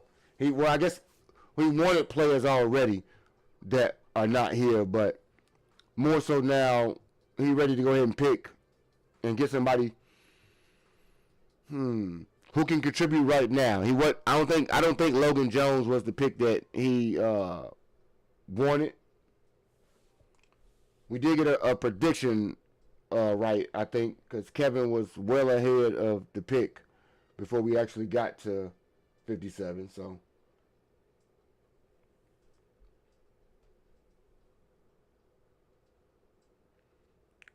we traded one. They traded one of the second round picks. T Miles, we traded 60, and we picked up 69, 129, and 144, I believe. Or was it just 144 that we picked up in addition to already having 129? I think that's how it went.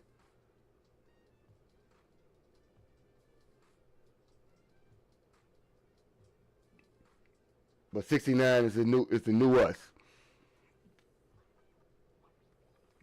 Seven more picks.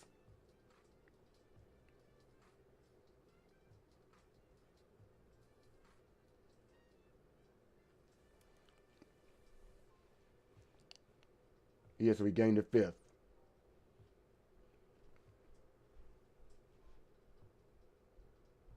Oh, okay. So which one? We got both of them now. I ain't gonna try to cut through which one.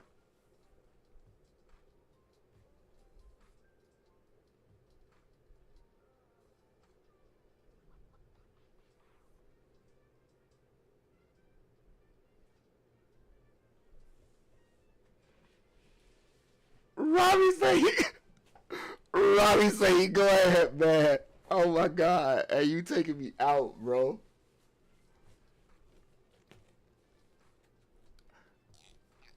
And it's like, okay, so juxtapose. I may be the, I'm what we call. I run the most hot and cold of my crew, meaning I'm the ever optimist.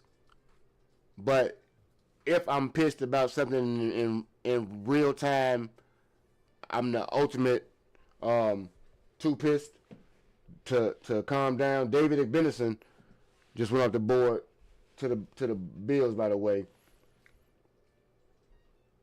I'll be like, doing too much. I got some of them. They like constantly, always negative, and they never off the ledge, Robbie. Then I got the lukewarm ones, and I get, I may be I guess if you classify it, they call it a fin straddler. I call it being level headed to realize that I can have my opinion, but I only got very little, if any, control over what the hell they do. So why, oh why, would I stress over it?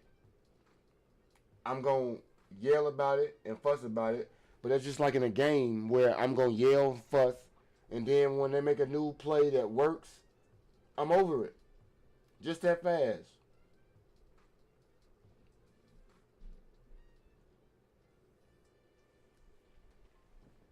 Did you know?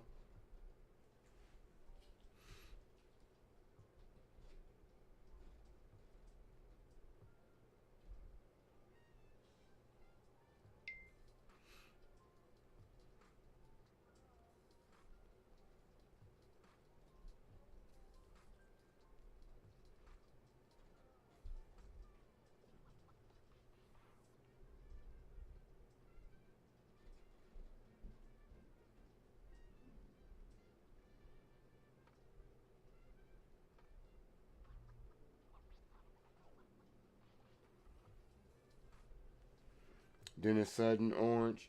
I don't mind any of those if they available for us, but they haven't been doing it just yet. And you heard Robbie say, "Pose my hair, dress it already."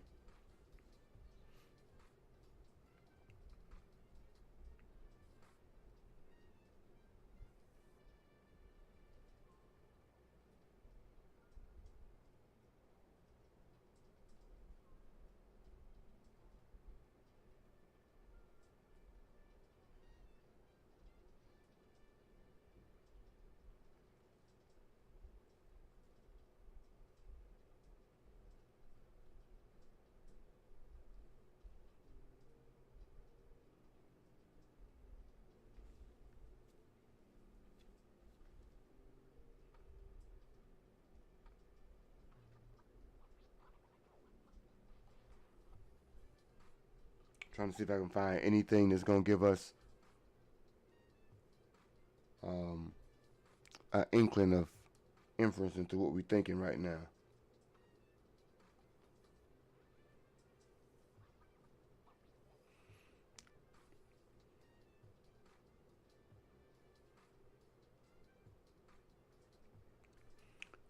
Yeah, I'm glad you didn't have a drink too, Robbie, because I couldn't really handle the the what I classify as over the top emotion about the GM.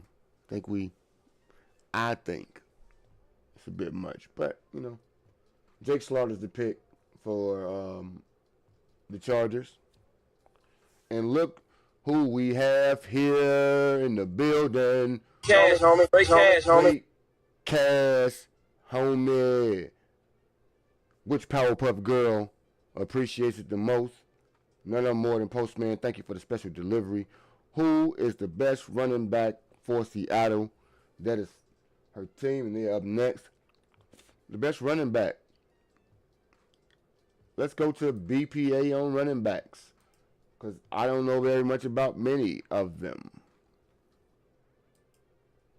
Mike Washington Jr. out of Arkansas seems to be the best running back left on the board right now. He might have even been rumored to your team. But besides Nick Singleton, I couldn't see another running back being taken this high. And I would have to believe it might be somebody like a Mike Washington Jr. If they so chose to go with the running back this early. What I don't know is what they want to do. Do they want to go edge, cornerback with Jamar McCoy right now and take a risk? Do they want a wide receiver or a tackle? But I do believe Mike Washington might be the pick for him right here, specifically when we speak about the running back.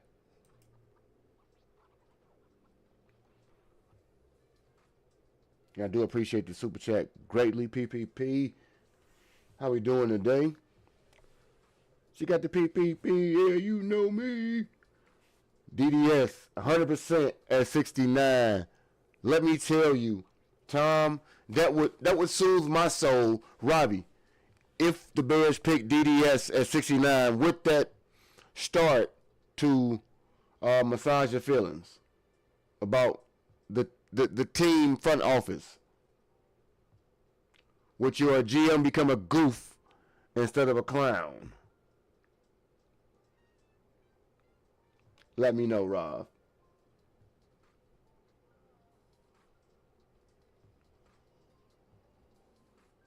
Robbie in his bag on him, bro.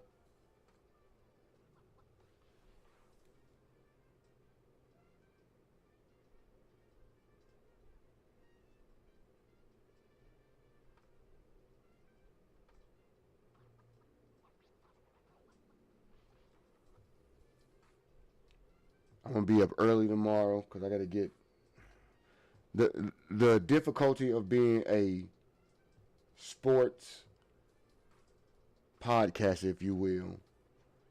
It's the ever changing information current, and so you have to essentially be on the clock, like you're really trying to get leaks or scoops, but God forbid you be the 15th person to get out information with regard to the team, whether it be the picks made, whether it be the way in which you highlight those picks, do any player profiles. Like me personally, I know I take it a disadvantage, the notion that I would rather do all of the draft picks in one video as opposed to individual videos. While I think that might garner me more clicks right now, not so sure. Oh, here we go, man. I asked y'all about Danny Dennis Sutton. Well, he not, so he will make y'all feel good because he's a third round pick. Is that what I'm getting?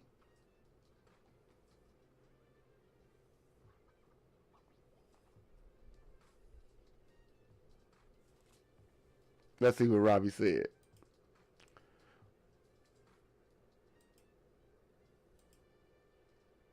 Post pick some of these bums and keep them on the roster to try to prove a point. That's every GM.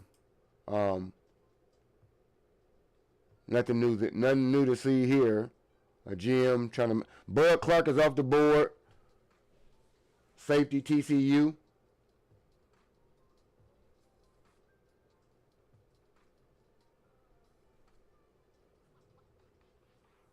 Bud is a real good player.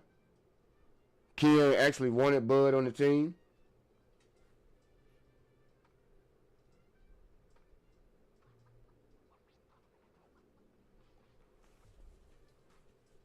I don't totally disagree with any GM that does that. We get hyper focused on our GM because that's our GM, but please don't mistake the fact that all GMs, in my estimation, and we're going to have to go do some homework if we want to, hold on to picks longer than they should because they picked them to, in fact, try to prove that they were right. Those things exist in real life. So That's nothing new for a GM to do that. Now, would you be able to convince me that perhaps Ryan might do it longer than some others? I have no comparative to go about. At the same time, I wouldn't argue with you about it to say if you said he keep him longer than some. And like I said, I don't have no comparisons to go off of, but all of them do it. That's not something that's germane to your GM. So,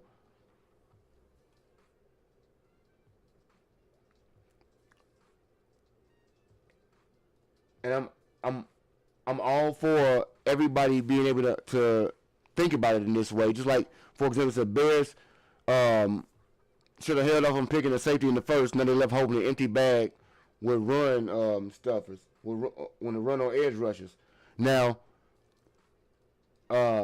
Ken, like somebody else, I don't know if I want Ndamukong Tucker over Danny Dennis Sutton, but I wouldn't, even if it was one of those two players, for me to say that you fumbled the bag or anything else like that, that's absolutely crazy because you have not seen any of these guys play on Sunday. I will always maintain that. Sunday is not Saturday. You don't get to line up with the best players all the time. Please show me that I can go with disappointed. That's fair. That's your actual feeling about it, and it's true.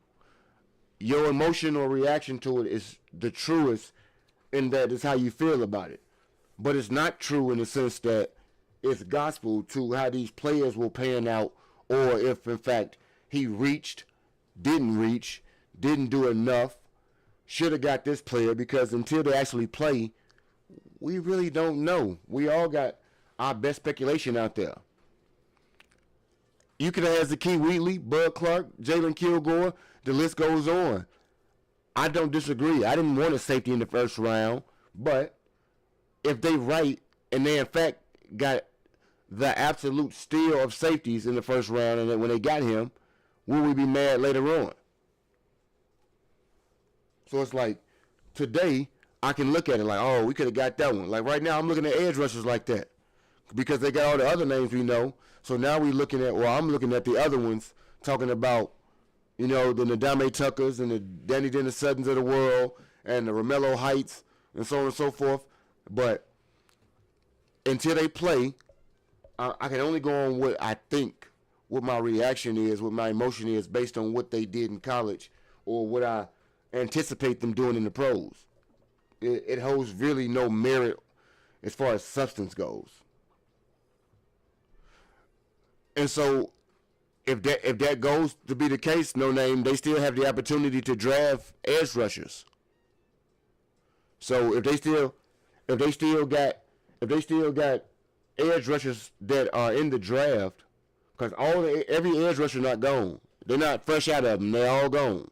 They still have people in the draft right now that the Bears can pick that play the position of edge rusher. So if we still have people that they can pick, we haven't fumbled the bag on that. People like, even in free agency and oftentimes when we go out and don't get what somebody wants, they say we haven't addressed it. Was a safety needed? Because I don't disagree with you. I would not have taken Tylerman or Tinneman first. But safety is a need, was a need, just like edge. And just like edge and safety, there are still both of them available. We still can draft them. They're not fresh out. This is my thing. Carson Beck just went to the Cardinals, by the way. Cash. Absolutely not.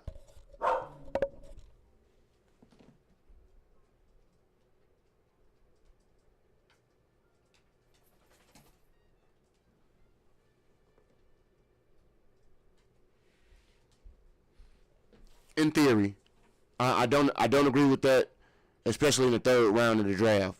We in the third round, y'all.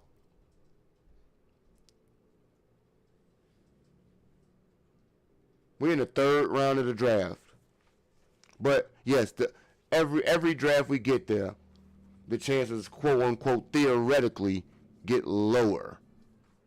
But I really don't. Personally, I don't agree with that sentiment at all. Pick the right player.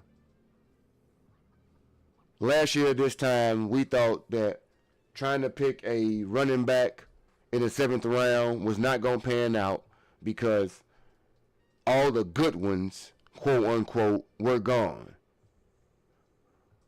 Raise your hand if you was damn wrong for having a thought, and be honest if you had the thought, because I didn't. But go ahead and tell me that everybody didn't piss on Kyle Monangai and was mad because you didn't get a running back until the 7th round. So he wasn't going to pan out. I know it's not an exact science. No, it's no points. I don't put stock in anything. And you said you don't make the right pick. I don't think you hear me every time I say no name. We agree. I would not have taken Dylan in the 1st round. Me, Postman, I agree with no name. I would not have taken Dylan, but they did. No, I'm saying there was a whole bunch of people that was so against it because it wasn't Travion Henderson or what's my boy name in New York, Scatterboo. You guys are the outliers that's smart like me. So please don't believe that you are in the majority of people, and you can find every player anywhere. You can find every player anywhere. There is not a position that I think about that you can't find anywhere, because every position has been found in every round. So the notion that you can only find good players or great players in one round is total fallacy, and we got to get off of that. We got names that we attach. We got grades that we attach to certain things, and we get fixated on certain people. But we know not of any of these players until they touch the real field. 1st round or 7th or UDFA. And Taylor Odenyatum off the board from Texas A&M, the former running mate of Shamar Turner, who will be back this year, a former 2nd round pick of the Bears who didn't get a chance to play last year. So just maybe that guy is an actual good defensive player, and he can be on our team this year. Just a novel thought. We jumped the gun so much because of the jadedness that we have with our team and with the guys in charge. I understand. I will not try to hold them in high esteem like they have not created error. But they have not created error to the degree that I think people, especially Ryan Poles, the way people, in my estimation, talk about Ryan Poles is that he is an 80% failure with a 20% success rate. And I don't believe that. So I could be blind, I could be wrong, but I don't think I am. And I think that every player is going to want to do their big one. And I'll say it like this. Just like at college, sometimes the walk-ons, because we have seen walk-on players be 1st-round picks out here. Was the walk-on the 5-star recruit? He wasn't nothing to write home about. But somehow that walk-on that didn't get anybody to come to his grandma's house and vouch for him coming to their school and taking care of him, he came out there and kicked the competition ass and took over. And that happens a whole bunch more than it doesn't.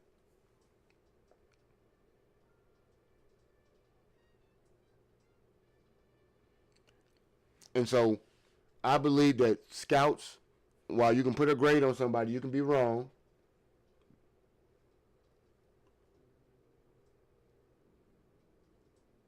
The Raiders are on the clock right now. They took Kieron Crawford, the edge out of Auburn.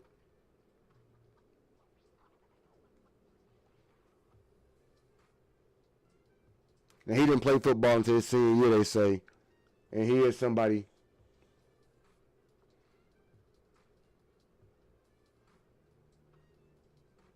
You see, so for me, those types of thoughts, like, tell me how a GM gets to put stock, per se, into any given position when he don't coach the team. Wouldn't his stock be based on what the coaches and the coaching staff need to perform well?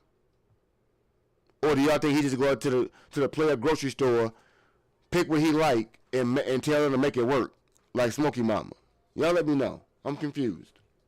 Because I don't think it's that way where he just has his value and where he say goes, even though the coaches got to actually put the players on the field. Like, yeah, we don't need no edge rushers, y'all. We good. Y'all can make them work. I got y'all something last year. Like, I don't believe those types of things. But maybe on their draft board, maybe in their draft board is where the stock is lower. But, like, I don't care about flash. I care about substance. Are you productive? And if we was like in round 4 or 5 and we still haven't grabbed somebody, then yes, I'm concerned. I'm greatly concerned. Yeah, he got the final decision, but I don't believe he that foolhardy. But I get you. All my coaches telling me they need a defense, they need an edge. And I got the final decision. Don't matter what y'all said.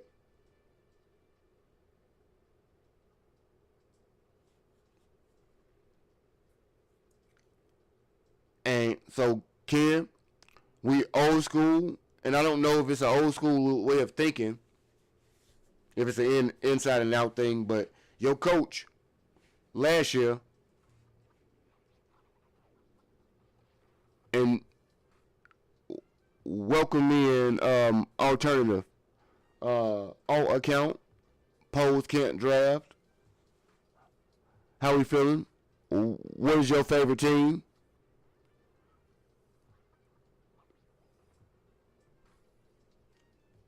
And what I say about that is, we can believe you build inside and out, but in fact, this is not a house, everybody. I like Yurko's analogy too. That's how you build a house. But a football team ain't a house.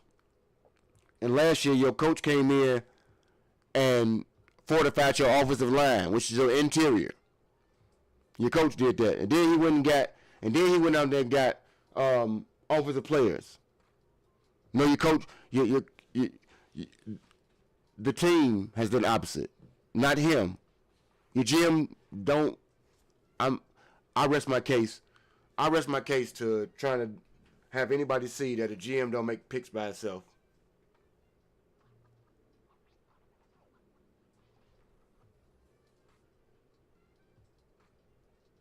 Cause it no matter how it's said, it really don't resonate. The way I want something done, I can never be maddened by the way in which somebody else does it. Because I'm not that person. And what I learn and trying to administer therapy is that as a therapist, I have to meet you at your level. I can't be expected to do things or perform to the capacity that you would. For example, I carry mail like several of my coworkers. I'm left-handed. Some of them are right-handed. We don't even case mail the same. But the objective is the same. And so, how they put their mail in order or when they deliver a certain street is not my concern. My concern is that you get them. And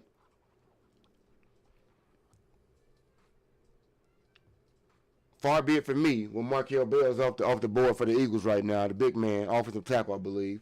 It is a collective decision on who is picked. And when we make good picks, I will not give credit to Ben Johnson.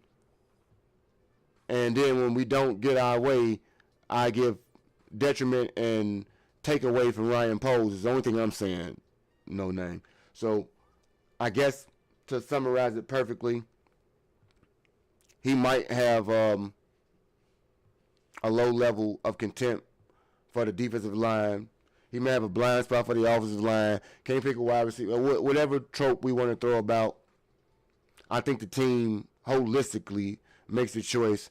And I don't think that he waves too much of this final decision weight around when it comes to picking players. But I could be totally wrong. And if I am, just as I stated from the beginning, until they actually play, we know not of how good or bad the final pick or the final decision that was made will be. That's it. Don't know if they're good, don't know if they're bad. But they got to be made. And a lot of them don't get made the way I want.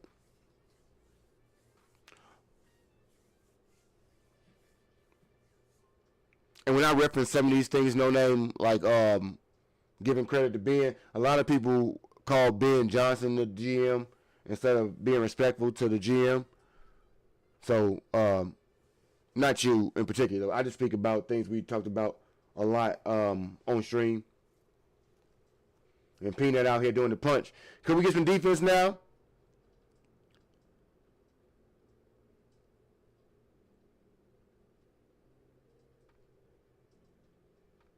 We got fans making the pick. Yeah, it's Timo. We got a fan.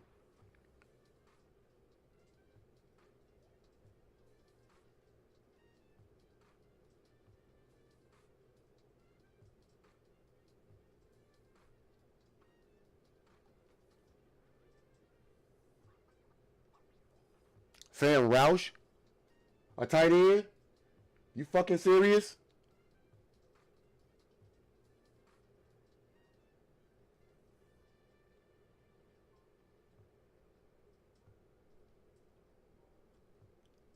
Yeah, Ryan wanted this shit.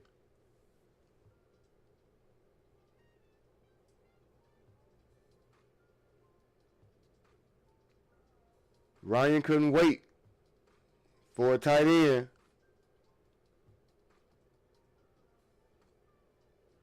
I don't want Colegio to be happy. Don't make Colegio happy.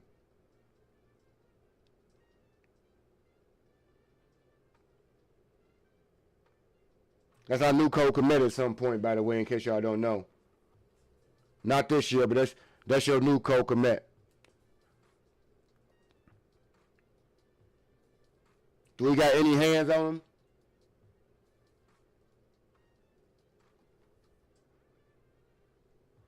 Merlin Olsen and Phil Olsen. Got our chipper. So he gonna line up on the left side to help people out this year. Is what you're saying, Ken? Oh, he the eighth. Hey, so do y'all believe tight ends like him are replacing the fullback?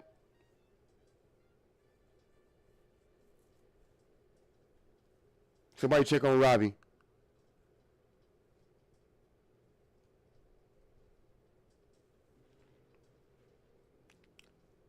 I knew they was getting one. T Miles. I didn't know they was getting one right now.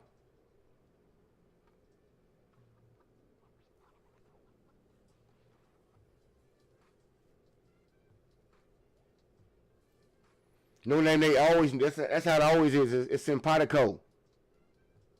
Romello Height is off the board. Robbie is losing it, man. I know he is. Romello Height was a guy I liked, but he's only 239 out there, so he was a little light. I think he's gonna be like a linebacker. Yeah, because you know they use a lot of the. No, we didn't trade back again. I don't believe we traded back to get the 69. Now we still got 89 on the board, Kevin.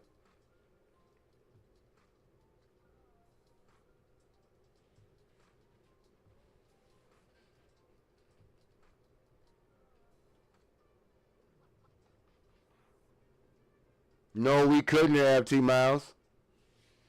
We didn't. We didn't need no wide receiver right there. You know they will. You know they are.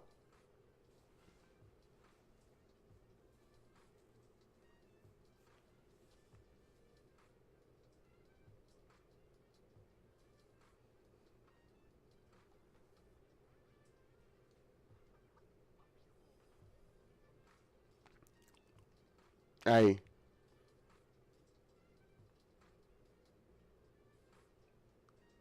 You still got. Let's go back to the board again. See what we got left out there. Best available.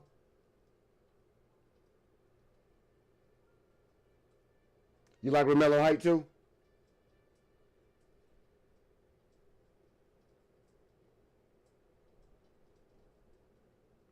Hey, he said they go, man. Hey, don't do it like that. He said they gonna draft the kicker next.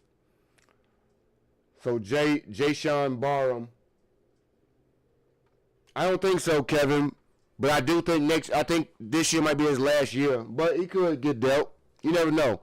I think he got one more year because like they said, Smythe is gone. They do want to groom this guy and not put too much pressure on him. And he still can get his little weapon. I mean, his targets or what have you, if you ask me. And so right now, we got Joshua Joseph, the edge from Tennessee.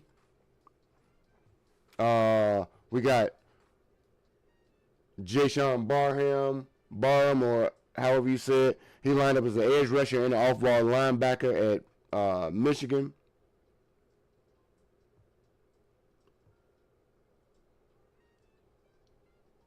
They say, all right, Ganja. We trying to make it to the end of the third round before we sign out with the Bears over here. They still got Caden Curry, Denny Dennis Sutton, LT Overton, Logan Fanu. Dude, Vincent Anthony Jr. still here, I believe. Yeah, Nadame Tucker is still available. And Quintavious Hutchins. And either it's that or some of the guys still on the board that think still got comparable fits in their system. Could it be that guys like George Gums Jr., Caden Curry, Danny Dennis Sutton, Joshua Joseph, Anthony Vincent Jr., Vincent Anthony, I should say, Tyreek Sapp, could those be guys that they think fit into the system very well? Nadame Tucker, small school guy from Western Michigan. Like, I don't know much about any of them, so I'm not trying to sell you guys on them, but I'm merely asking, do we still got that? Bongs, I couldn't explain the draft strategy last year, so I won't try to do it this year. I think we doing what the team has come up with to follow this board, and until they prove to me that you totally fucked up, I'm gonna have to trust the process. The picks they make, they not nonsensical. I just think that people thought we'd make them in a different position.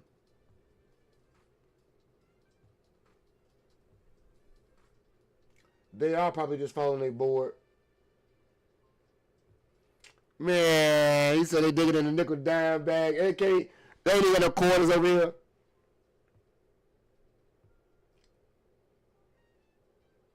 Rachel, who's the who? The who. I want the who.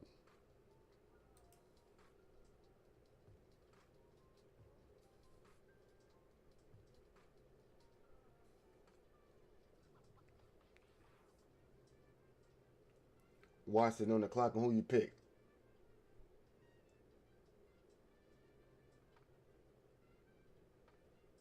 Yeah, I think the order in which we picked all these players is really the bigger issue. But I could be wrong.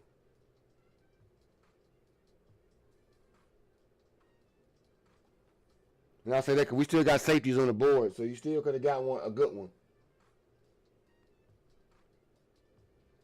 And who do the Commanders have? Man, no name. Damn, they ain't got just nickels and dimes.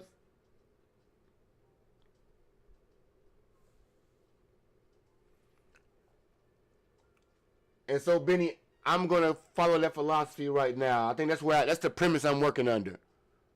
I don't know it to be true, but that's the premise I'm working with. Not players people thought they'd have, but drafted good players at every pick.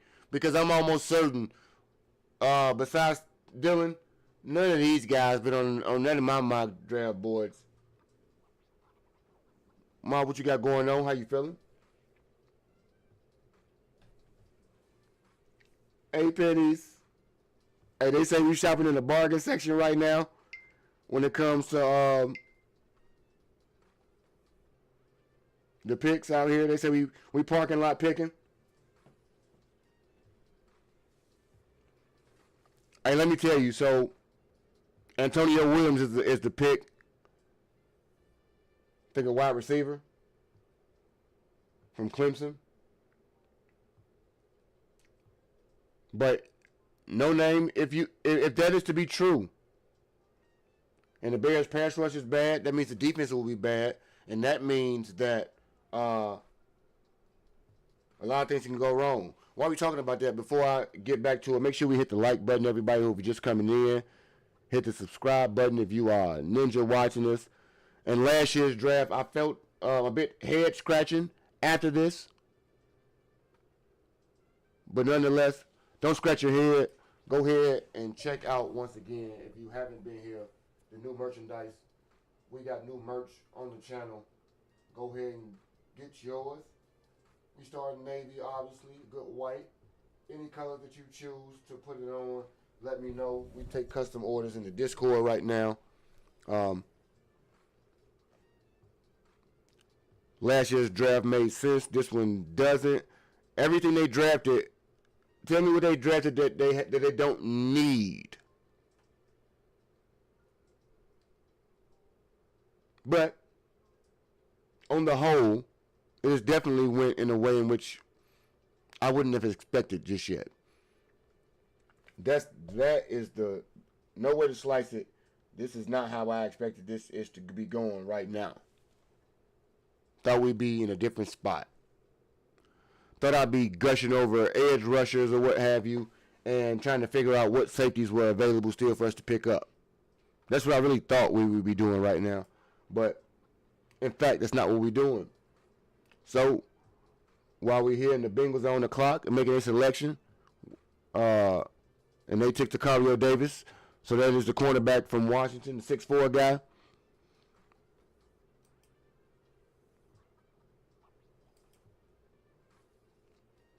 Press corner. Here, Rick Woolen type. That's right. And while you love Jones, go out there and get your beverage of your choice. I know everybody might need a refill. I know Robbie might be having his first one. Yeah, I still. We can go through some of our past streams. We've spoke on the possibility, and even in my mock drafts, I've drafted guys like Dan Villari and Jake Gillenborg and so on and so forth. So I've drafted tight ends because the loss of Dylan Smythe, I know what Ben likes to do with tight ends. I knew he was going to draft one as opposed to sign one. He has a particular type of tight end he likes, and he want to invest in that position because it's something that's important to him. So I didn't see it this early. I saw like maybe a 6th round pick or something. But I'm all about the people who nobody knows, but everybody gets it. G Hunter, you couldn't get Ty Center because you didn't pick 13th. You didn't pick 13th. And let me know, G Hunter, if you saw the new merchandise, bro. Let me know in the chat. The Saints pick is in. It's Oscar Delp. Is he a tight end, I believe, from Georgia?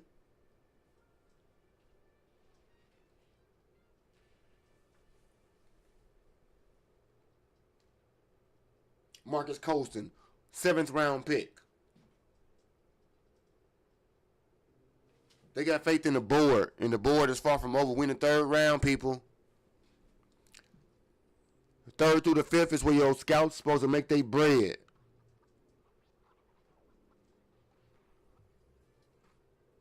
Look at that. No Name just said it. This is where scouts make their money. Make your damn money. Do your job. Pick the right players. I don't need around. I need them to be around and be fucking productive. Get me the guys that's going to play and produce on Sundays. and they're going to be instant contributors,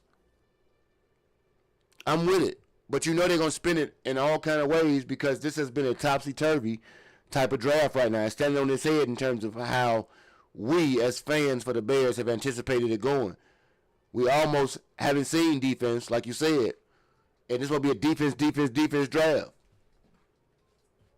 And the Giants made a trade for the pick, and the pick is in.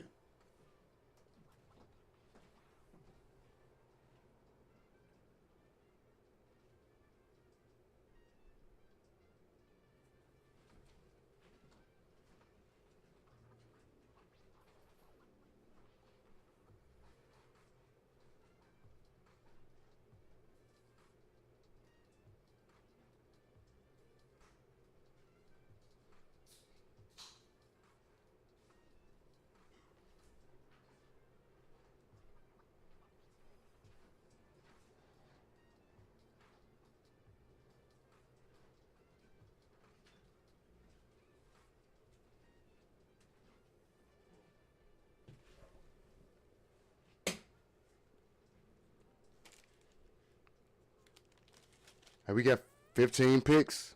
15 picks, y'all. Will we leave the night not having taken anybody on the defense? Malachi joins Malik. Malachi and Malik on the field together. If Zane Direct can play the edge, I'm with you.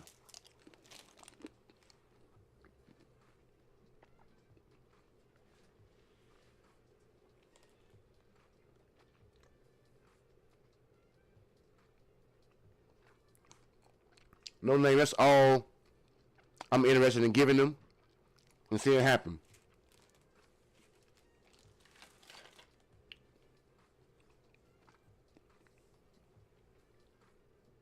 Wide receivers left, let's check it out. BPA. So the wide receivers, Zachariah Branch is available. Don't want him, way too short.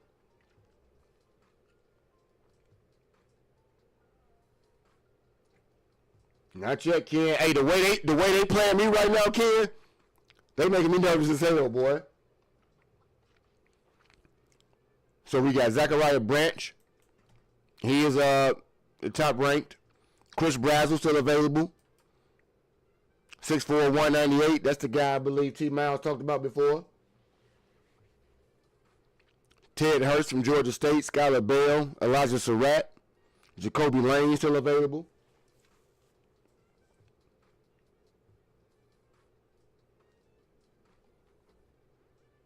Yeah, Poles did one of the offensive players.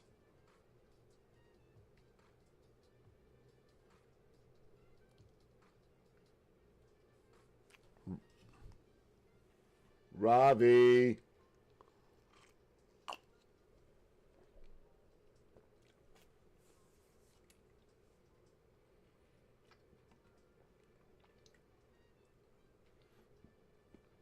No name, according to Robbie, Ben made all of the picks last year, and Ryan made all of them this year.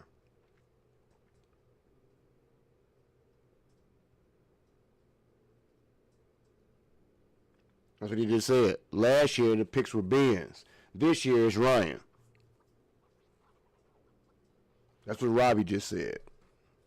That's what I rail against. That's all.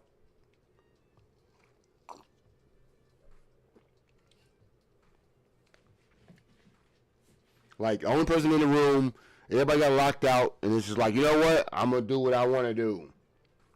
That sounds crazy when we say stuff like that.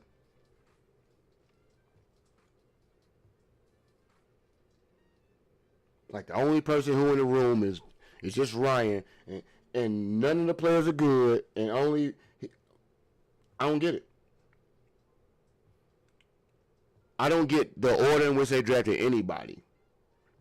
But they drafted people, not one person. But I digress. I'm interested in seeing what 89 is, because they still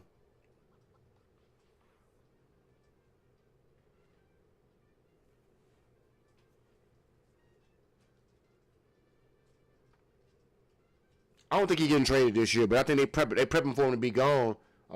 Robbie, I do see what he got another year on his contract. If he got another year, I think they gonna be probably grooming him up.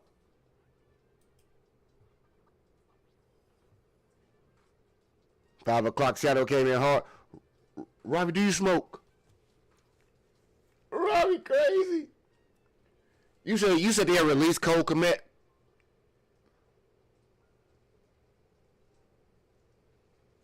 He said, "Fuck this draft after that great first pick." Robbie. Can we let anybody play first, man?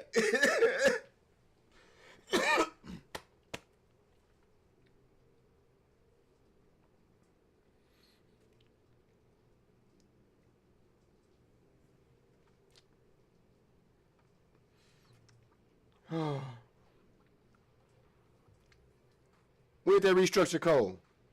This week or something? I know they did know that. When they do restructures? This week?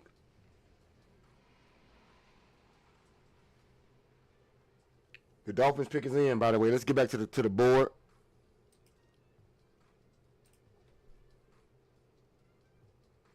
Pittsburgh is on the clock. And the Dolphins selected who? Caleb Douglas from Texas Tech.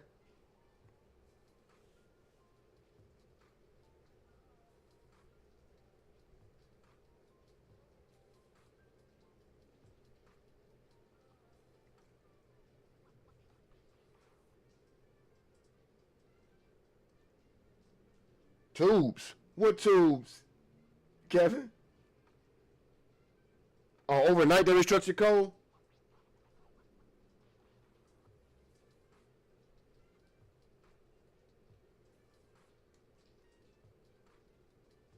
Yeah, if they regress, and we, hey, again, this is a weird showing to me. Ain't what I thought. It's this ain't the draft I thought we was gonna have. I couldn't have seen an offensive player before round 5. At best, you could have pulled my leg to get a center in the 4th, but I mean they seeing otherwise out here. They saying wise or otherwise, and they telling me, damn, what you think? We following our board, so I'm gonna let them follow their board. Maybe they know what they're talking about. Maybe they don't. But they're going to get a chance to prove it. Because the pick is in for the Steelers, G. Honda. What they going to do? What they going to do, G?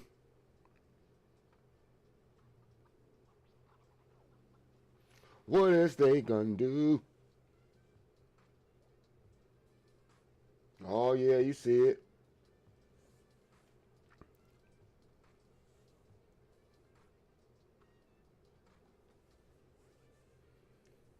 The lousy Pittsburgh Steelers ain't doing ish.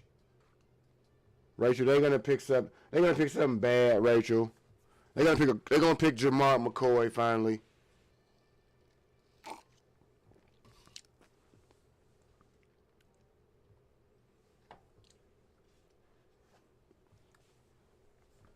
Where's Joey Porter in the sun?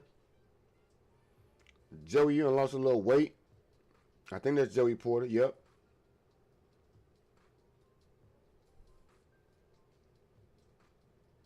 Third round pick, Joey Porter.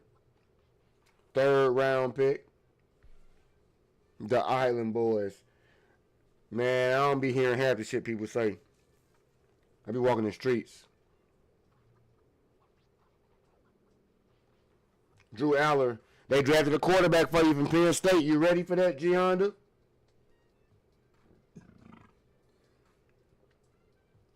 John gonna have a field day.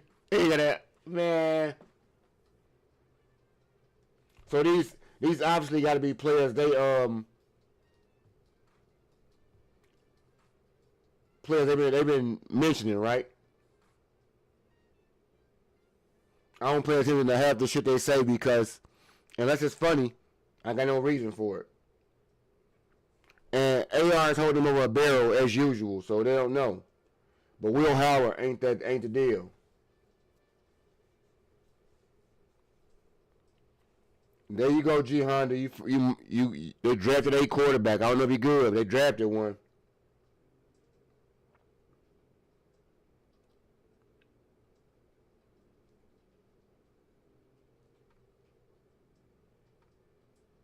He might be worth something for you. Janarius Honda. G Hearing.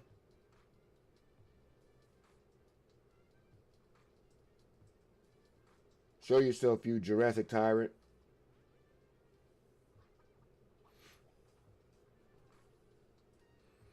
He said when preseason, man. Hey, look. All of this time right here, when we get to talk about like draft grades and things like that, it's hilarious to me. Cause how am I grading you and you ain't did nothing?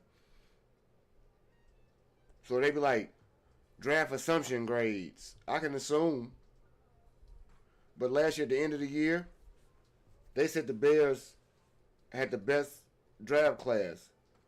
They didn't predict that at the beginning of the year.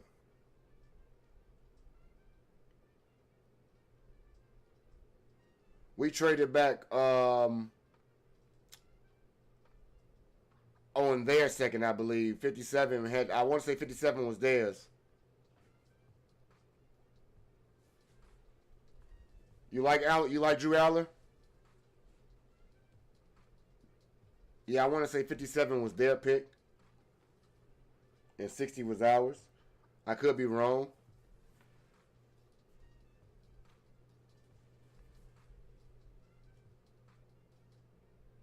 Packers on the board right now, and they are up.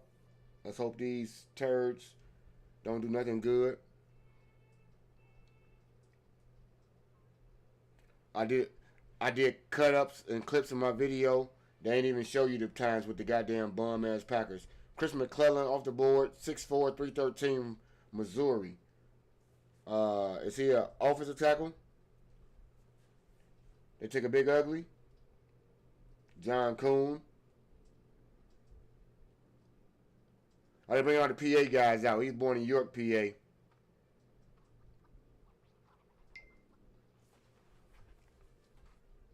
Defensive tackle. My apologies.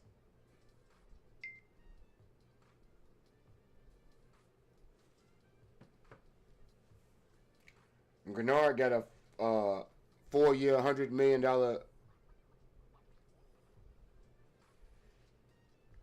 No, you didn't. You traded him for the 57 pick, and you traded that pick away.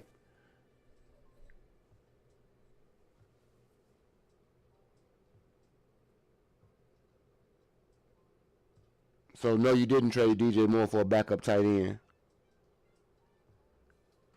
You traded DJ Moore for a second-round pick. What you do with that second-round pick is on you. And your tight end won't be an eventual backup, per se. But I get it. Not what we want. We can all agree that if we go off stuff right now, a lot of our picks are doing exactly this right here. This is what most of us want to do. Put a 1 in the chat. If today, in terms of the strategy, this is how we feel about most of our picks. I want to know. Do we think that the large majority of what we got going on out here should be straight return to sender action? Because I know we don't know, but what do we think? If we had to take our draft choices up to this point, when we put them in a box, get a return label, and send their ass back? Let me know in the chat.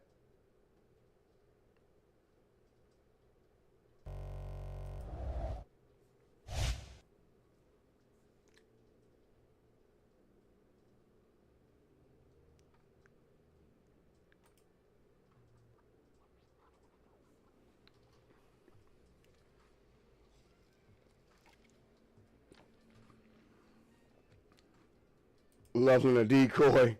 Man, y'all so hell, man. Y'all ready. Hey.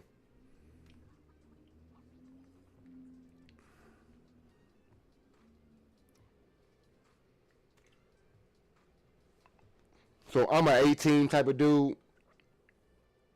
And Hannibal used to always get me when he put the cigar in his mouth and light it up and tell you he love it when a plan comes together. So I don't know the plan. They ain't let me in the huddle to find out the plan. But I'm going to hope that the plan is there. What I'm scared about is Jamar McCoy is still on this damn board. I do not want the Bears to go out here and pick Jamar McCoy. Tell me, oh, he's too good. He's still on the board. Oh, you know the bullshit. Don't fluff me today. Before we end this stream, 11 picks into the Bears. Can we please, Chico Bears, can we get, boy, you suck. You ain't got no speed.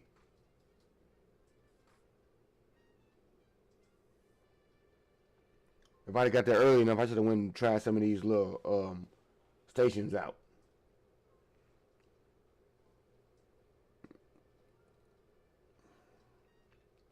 I'm in the wish stage out here. I wish a motherfucker would tell me we ain't gonna draft nobody in defense.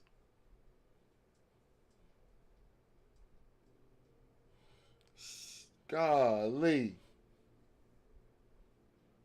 Please, at least give my boy Robbie something on defense to chastise, even if he don't like the pick. Give him something to talk about.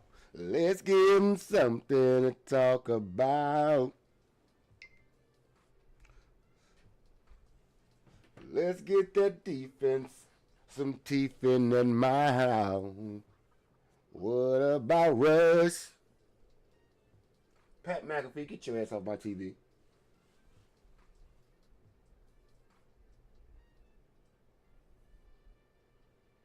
Now he think he a magician. Jag McAfee.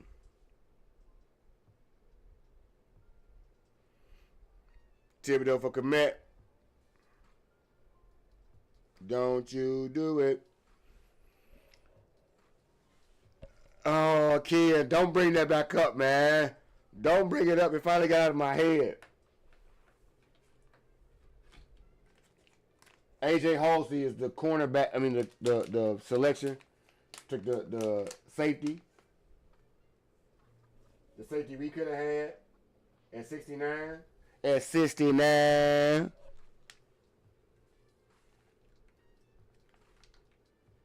But you know, we gave him something to talk about. AJ Halsey is the pick.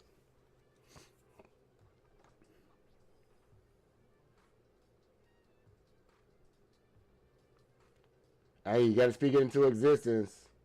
But don't speak it into existence. No, I'm gonna be so sad. Yeah, Kevin, I thought that was gonna be what was going on. I thought we was gonna have our D line set up already, and Halsey or Zaki or somebody was gonna be the guys we was looking at late. And Jacoby Lane still on the board while people talk about wide receivers. Let him stay on the board right now until the 5th round. Even the 4th, we got multiple picks.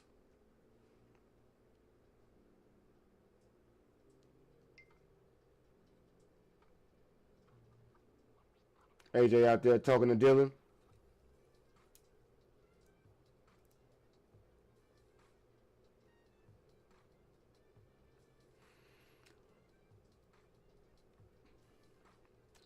Robbie, don't you wish that on me, Ricky Bobby. Don't you wish that bad luck on me, Ricky Robbie.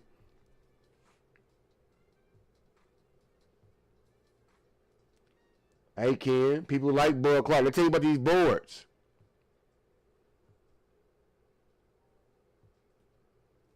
Yeah, very much so, Kevin.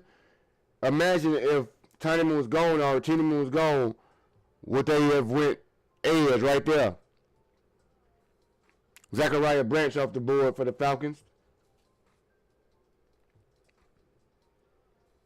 Let me know if we think that's a special delivery in the Bears' favor. Let me know if y'all like either one of the new scenes to talk about some things out here.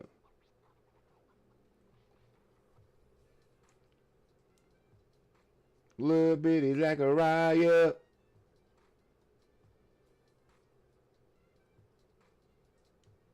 Shocked, I tell you. Shocked.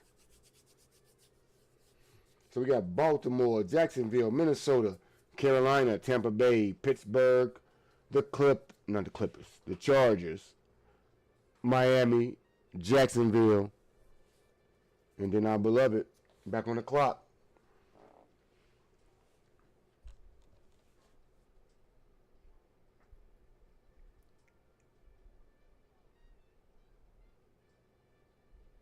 Rachel, they really driving me crazy right now, trying to figure out exactly who we're gonna pick. It's making me nervous because I've given crumbles of hope every time.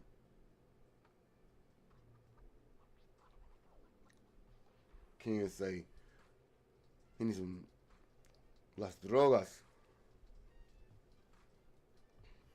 Droga. Especial.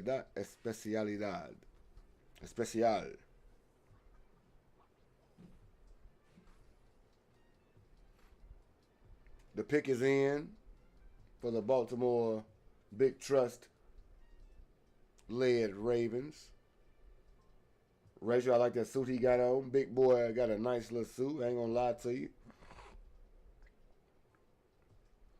Brent's like the guy who dropped it. Don't Deshaun, what's the boy, Deshaun Jackson?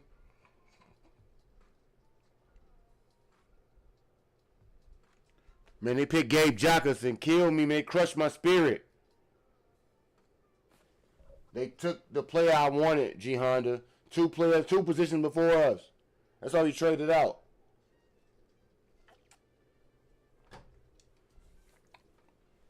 So damn sad.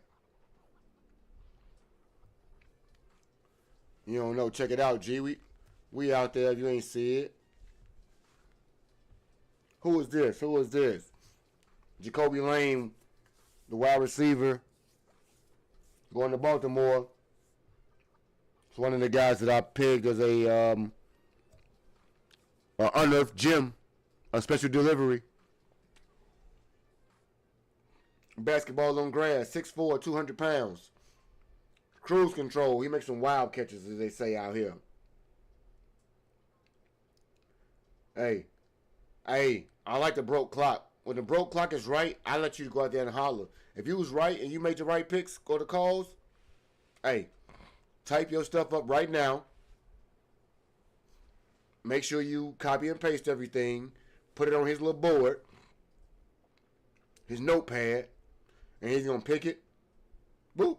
Pick it. Boop. Pick it. Boop.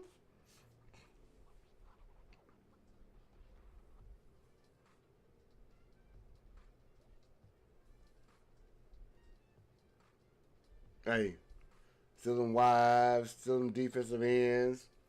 You know, it happened. And for the record, Mike Vrabel didn't steal a wife. She voluntarily left. She was gone a long time ago.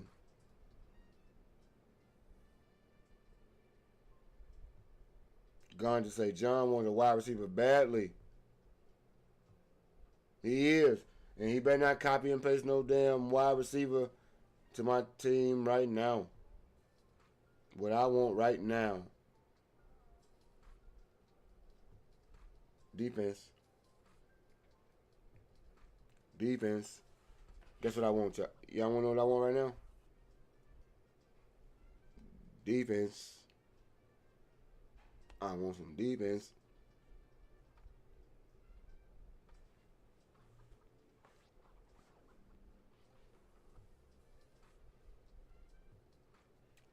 Man, don't be typing to yourself, bro. Peggy and Dion gonna be on annoying people tomorrow. These are nice guys. Peggy, did you hear his interview? He's such a nice young man.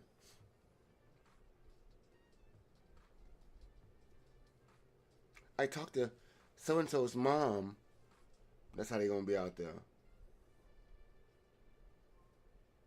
Yes, Ganja.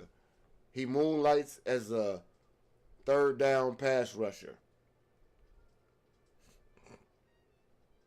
Albert Regis is the pick for the, what do you call these guys here? The Jags.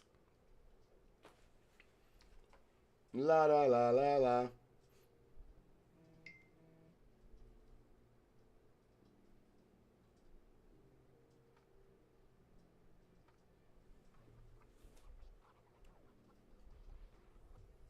We got 8 picks.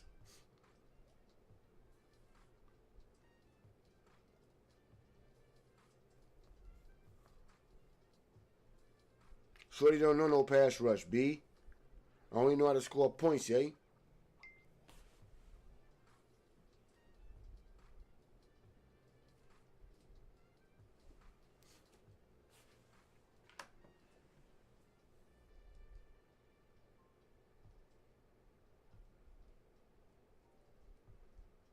Mike Washington's still available. And some other guys too. But he's the one that comes to mind. Then Nick Singleton and a couple others. But I don't care. Right now, pick me somebody on defense. Pick me somebody on defense. Pick me somebody on defense.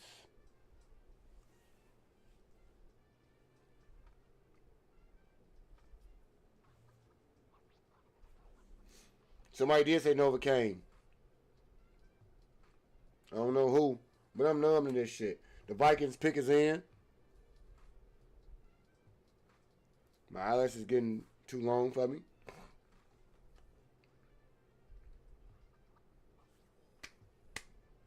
Danny Dennis is still available. Yes, he is.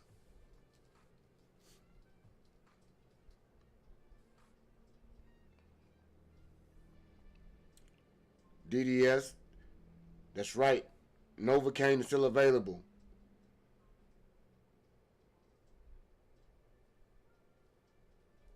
Novocaine is still available.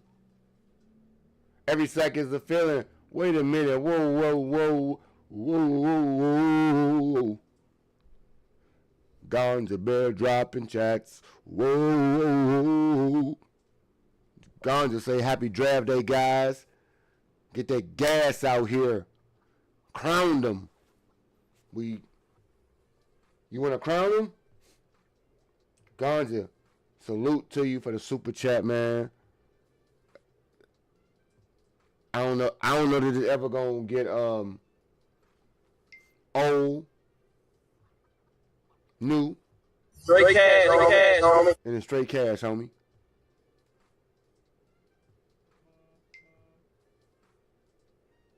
Straight cash, homie. Appreciate the straight cash. Kill the fool. Kill the whole fool. Ken. Hey, I'm doing this right here. Cause the way they've been doing me tonight, man, they could do me dirty. Jacoby Lane is gone, so that's good. A lot of the weapons are gone. So thus, we can get the big trust out here. We can get us a defensive tackle. We can get us a defensive tackle because it's making me nervous. If they wrap up today without taking a defensive player whatsoever, the fuck? The Vikings just selected Dominique Big Citrus Orange from Iowa State. Woo woo.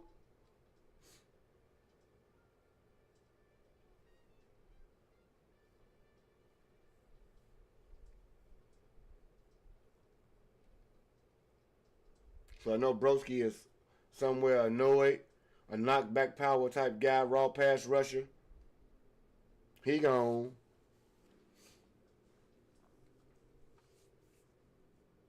Bow. Big Citrus. So Big Citrus is going to be one of them out here in these streets. Before I forget, as we do at this time or throughout the stream, anytime for those who have helped me get to where I am out in these streets and also support me in the best of ways that allows me to continue to try to get better, motivates me to do things that need to be done. And I appreciate these types of things. So,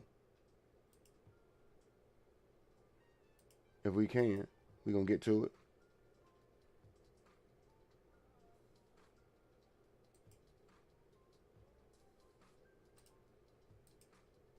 And there we go. Let's get around to the new as I move it on.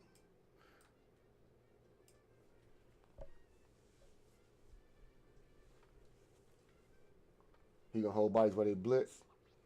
And I appreciate everybody pulling up. Those were our previous sponsors, but our new sponsors from my live stream yesterday are as follows. Miss Smell of Roses, Mr. Walker, and I did forget because my stream was a mobile. I couldn't get those put together for it. So Ken P didn't get acknowledgement in my last stream. And Ganja, as you know, the top donators list is always from the previous stream. It is never from the current. Because I couldn't produce the names that fast. You did? I couldn't come up with y'all names that fast if it were for today. So make no mistake that the names that we see today are from my previous stream. Because I can always give you guys verbal acknowledgement, Ganja. I can give as many thanks as I could on stream to you guys. But in the instance that you have dropped out of the stream by the end of the stream, maybe you had other things to do, other people to see, and so on and so forth, I want you to know of my gratitude, and I also want it to be visual to those who didn't get the opportunity to hear me say thank you. So I'm always going to be appreciative of having those people do those things and be able to show it on stream, as much as I'm appreciative of having the guys that I get to talk to outside of this chat, and they still are supportive enough to come by, lend their opinion here, ask of my opinion, and allow me to grow into being a better content creator. So I'm appreciating any time that they are here to give me their time, their efforts, the likes, the shares, the everything that goes along with me learning how to be better on the space and in the space. And like they say, real bear chat, and you talk PPP girls up, because in the background, that's my first super sticker, by the way. See, I get a milestone today. 3P. Can I call you 3P? 3P or Sweet P. I want to call you 3P out here. 3P, I appreciate it. And that is my first sticker, super sticker. So we can get super chats. We can get super stickers. We can get cash apps and memberships. Those are the things that I didn't see happening. And ring me up right there as we got an alert for you again. So I appreciate you, 3P. And we're going to always make sure that we continue to try to do things that warrant your kind donations. So I appreciate it once again. Pick is in at 84. We have 5 more picks until ours. Nothing but nerves. Brazzle gone. That's right. We don't need him no way. Ken want the good ones to stay on the board because if they stay out there, they give him, they start giving Ben the itch, and he want to be like, man, should we take this guy? Should we take this guy? Those are the things that make me wonder: are we going to take defense? Will it be Denny Dennis Sutton? Will it be somebody in that vein? Don't differ. Don't differ, kid. Me and Ken got a bet, Kevin. A third round or better. If we draft a wide receiver in the first 2/3, he wins the bet. If we draft one in the 4th round or later, I win the bet. So it is selfish. I'm hoping for the bet. I want to win the bet. I don't like to lose, and I like to brag. So once the 89th pick gets here, you might see me get closer, like that, and we zoom in, and we move like this, and we look up into that camera, and we do one of these right here. It's going to be saluting y'all to the next episode, because I don't know what's going to happen yet, and you will not get me to buy into them not taking this wide receiver. So please, the way this draft has been and it stood on its head, they have done things that I wholly did not expect them to do. That's what Kevin just said. The way this draft has gone, anything can happen. Don't do me, man. Don't do me, man. Straight nervous. Straight nervous. Yeah, he out there hoping. He wishing. He out here wishing.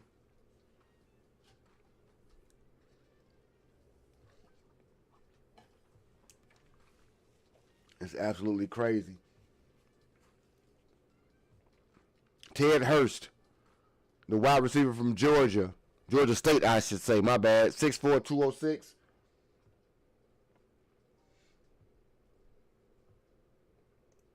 I'm still in awe that Deshaun Stripling, the big body from Ole Miss, went in the first round. This is the first small school guy for real, Georgia State, the Wildcats. Size and strides. Hey, please, I don't want to be in the anger stage on the last minute change up of their mind over here, Ken. Now they're on a run for wide receivers. Could that please mean that DDS, every time he get a sack, I do want him to talk about it being the feeling. The dentist is in. Trying to stuff that hole. 69 was the time.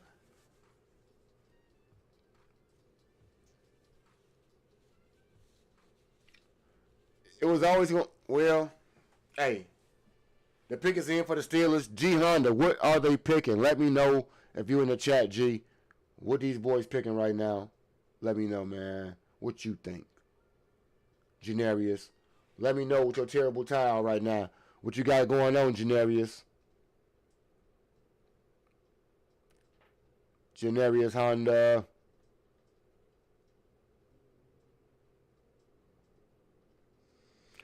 Ken, all the content you absorb, man. Hey, look, I'm talking about like, bro. That's a. Now I don't know if that's quantifiable for the value. Like the way in which we get to chop stuff up, man, is crazy. But I do have a way that we can put those things together. And Ken, while we get real and talk about depression being a serious issue, I want us to understand that the mechanisms of coping, the coping skills that you develop, help you just as immensely as I think any therapeutic prescription of any sort. And so it's important for you. Dalen Everett just went off the board, cornerback. A friend circle, somebody that is able to help you to avoid what I classify as stinking thinking. If you ever had DBT or dialectical behavioral therapy, and things that really classify as a holistic coping mechanism. And I mean this when I say holistic, nothing substance related, but exercise is a true counter to depression in the most serious ways and forms, but they got to be disciplined and regimented. Laughter, as you know, seriously is a very strong cure for a lot of things, in the way in which we're able to be self-deprecating and be able to laugh at other people's jokes. Not misery, but their jokes are able to give us some of the clarity or perspective that we need about things. And despite what anybody thinks, I don't know what female company you come in contact with, but a firm embrace. Shout out to Austin Barber going to the Browns, offensive tackle. But a firm embrace, a nice firm hug, is something that people don't do very often. Try to get 8 of those a day. It is rumored to boost your endorphin levels and your norepinephrine.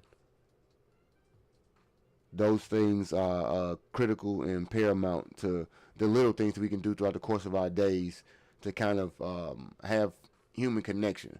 I think connection in itself prevents depression because it gives us the least amount of opportunity to isolate.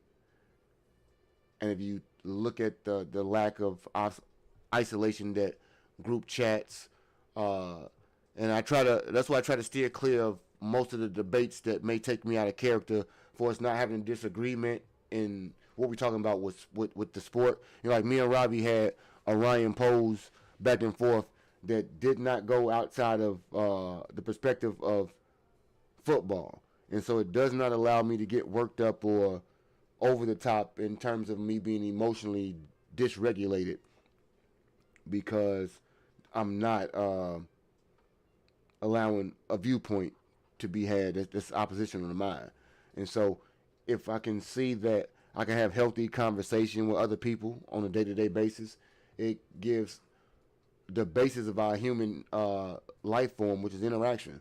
Interaction in itself, when it's positive, can do a lot to decrease negative feelings, thoughts, and the ability to want to act on those. Will Kakmarek.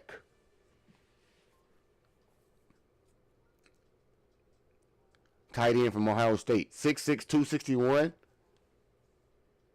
6'6", 261, bro.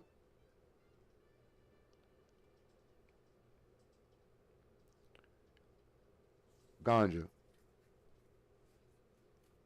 And that watering that you speak of is something that everybody has to find from a different watering can. Everybody might not have the spousal watering hole.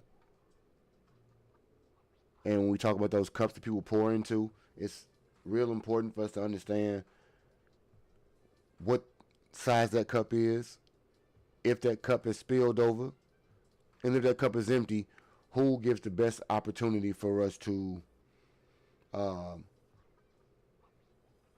replenish that cup.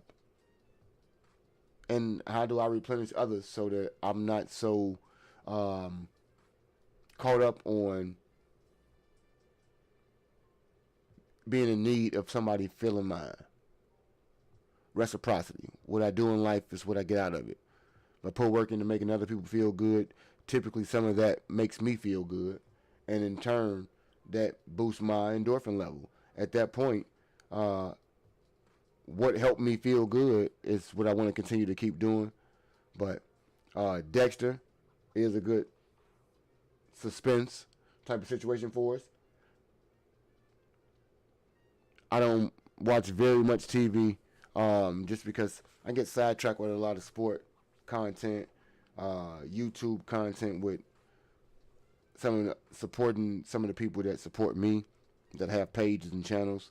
And speaking of, before we leave, tomorrow at 7 o'clock, Next to Sports podcast.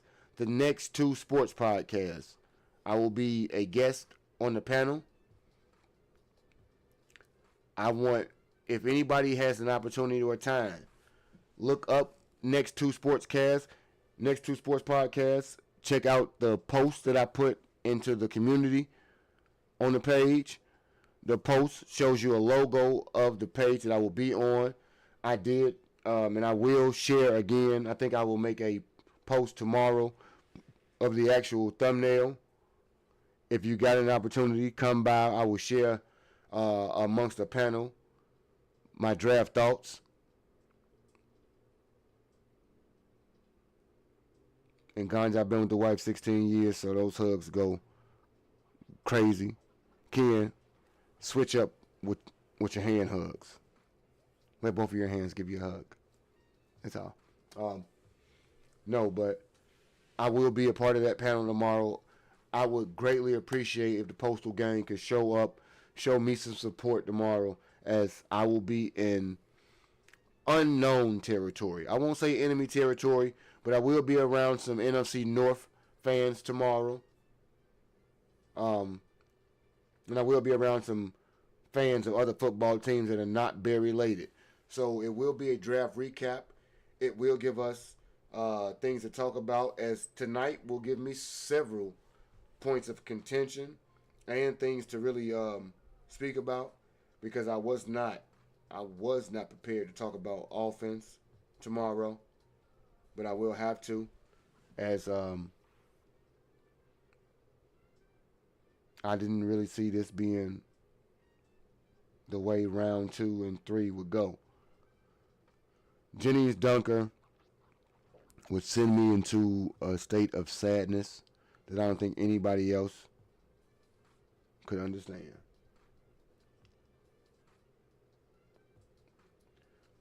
Albert Regis' daughter picked Jacksonville's cup. They put out 4 cups for her to choose who he'll go to. She crawled to the Jacksonville Jaguars cup and picked it, and he got picked 81 by the Jaguars. Salute to the number 81. Shout out to anybody born in 81.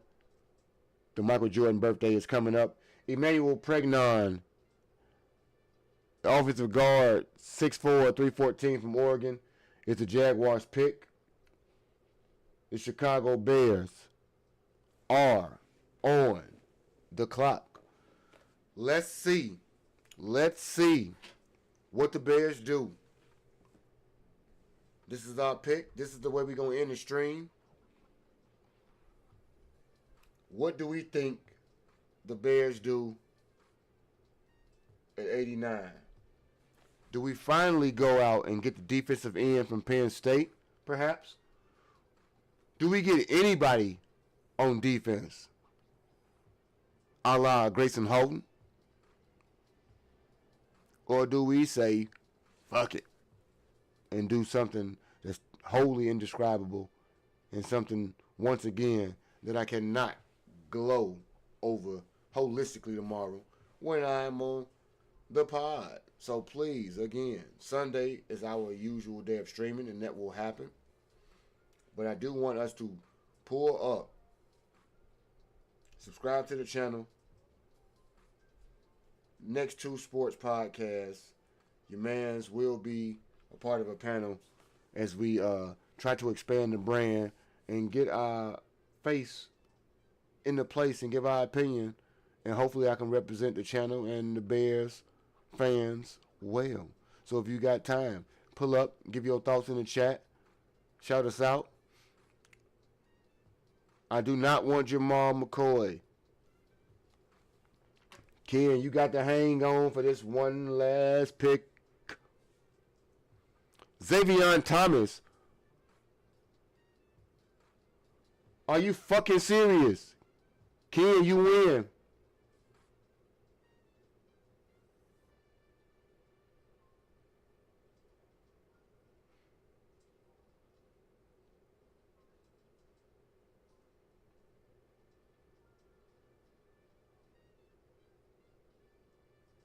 Ken.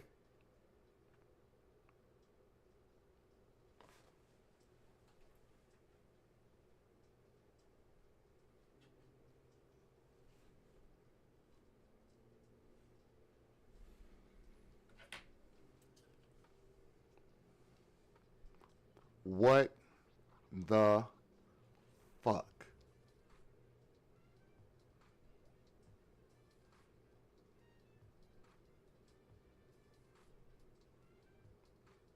What is going on here? Ken, did we spend the whole second and third round? We spent day 2 on offense. And to finish the day, I lose a bet. I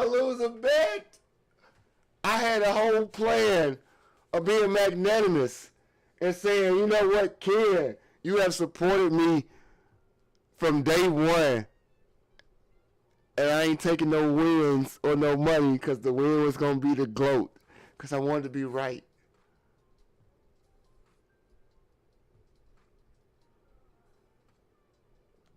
G. I'm missing it. I'm missing all of it, bro. I don't understand it to the...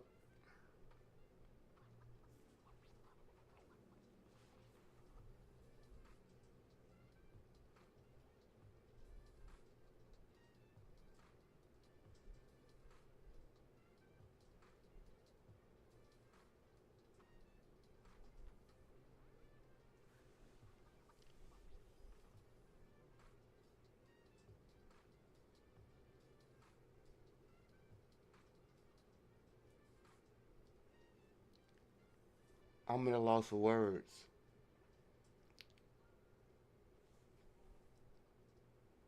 Kid, salute, man. Oh, my God.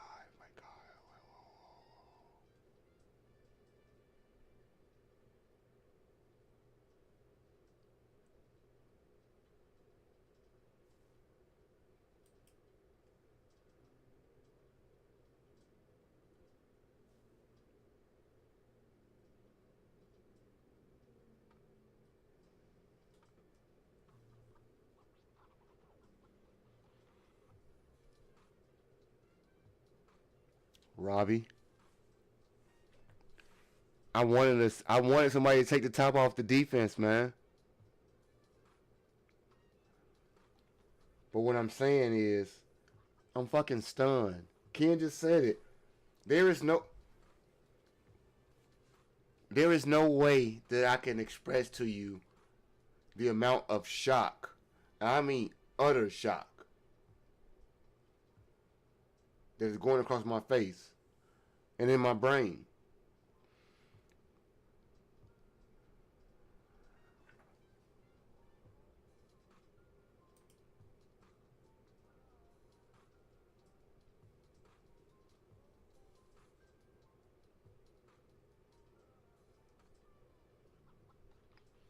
We're not giving them no 60. And you know what, G? Robbie just said the same thing all night. So you like Xavier? So he that dude.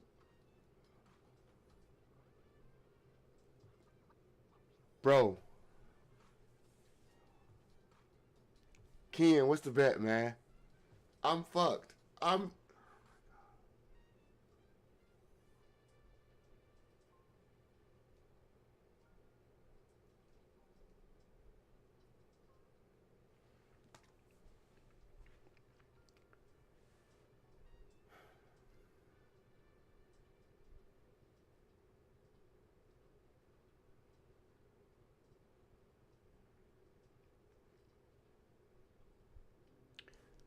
I won't waste no more time on it, man. You don't usually catch me at a loss for words. But I'm at a loss for words, man. Now I do believe there are still, and I don't know that they'll be there, but there are still people on the board. I like those people.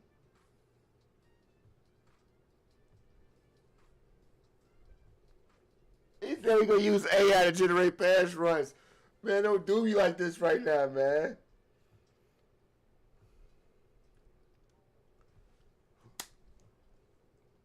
All right.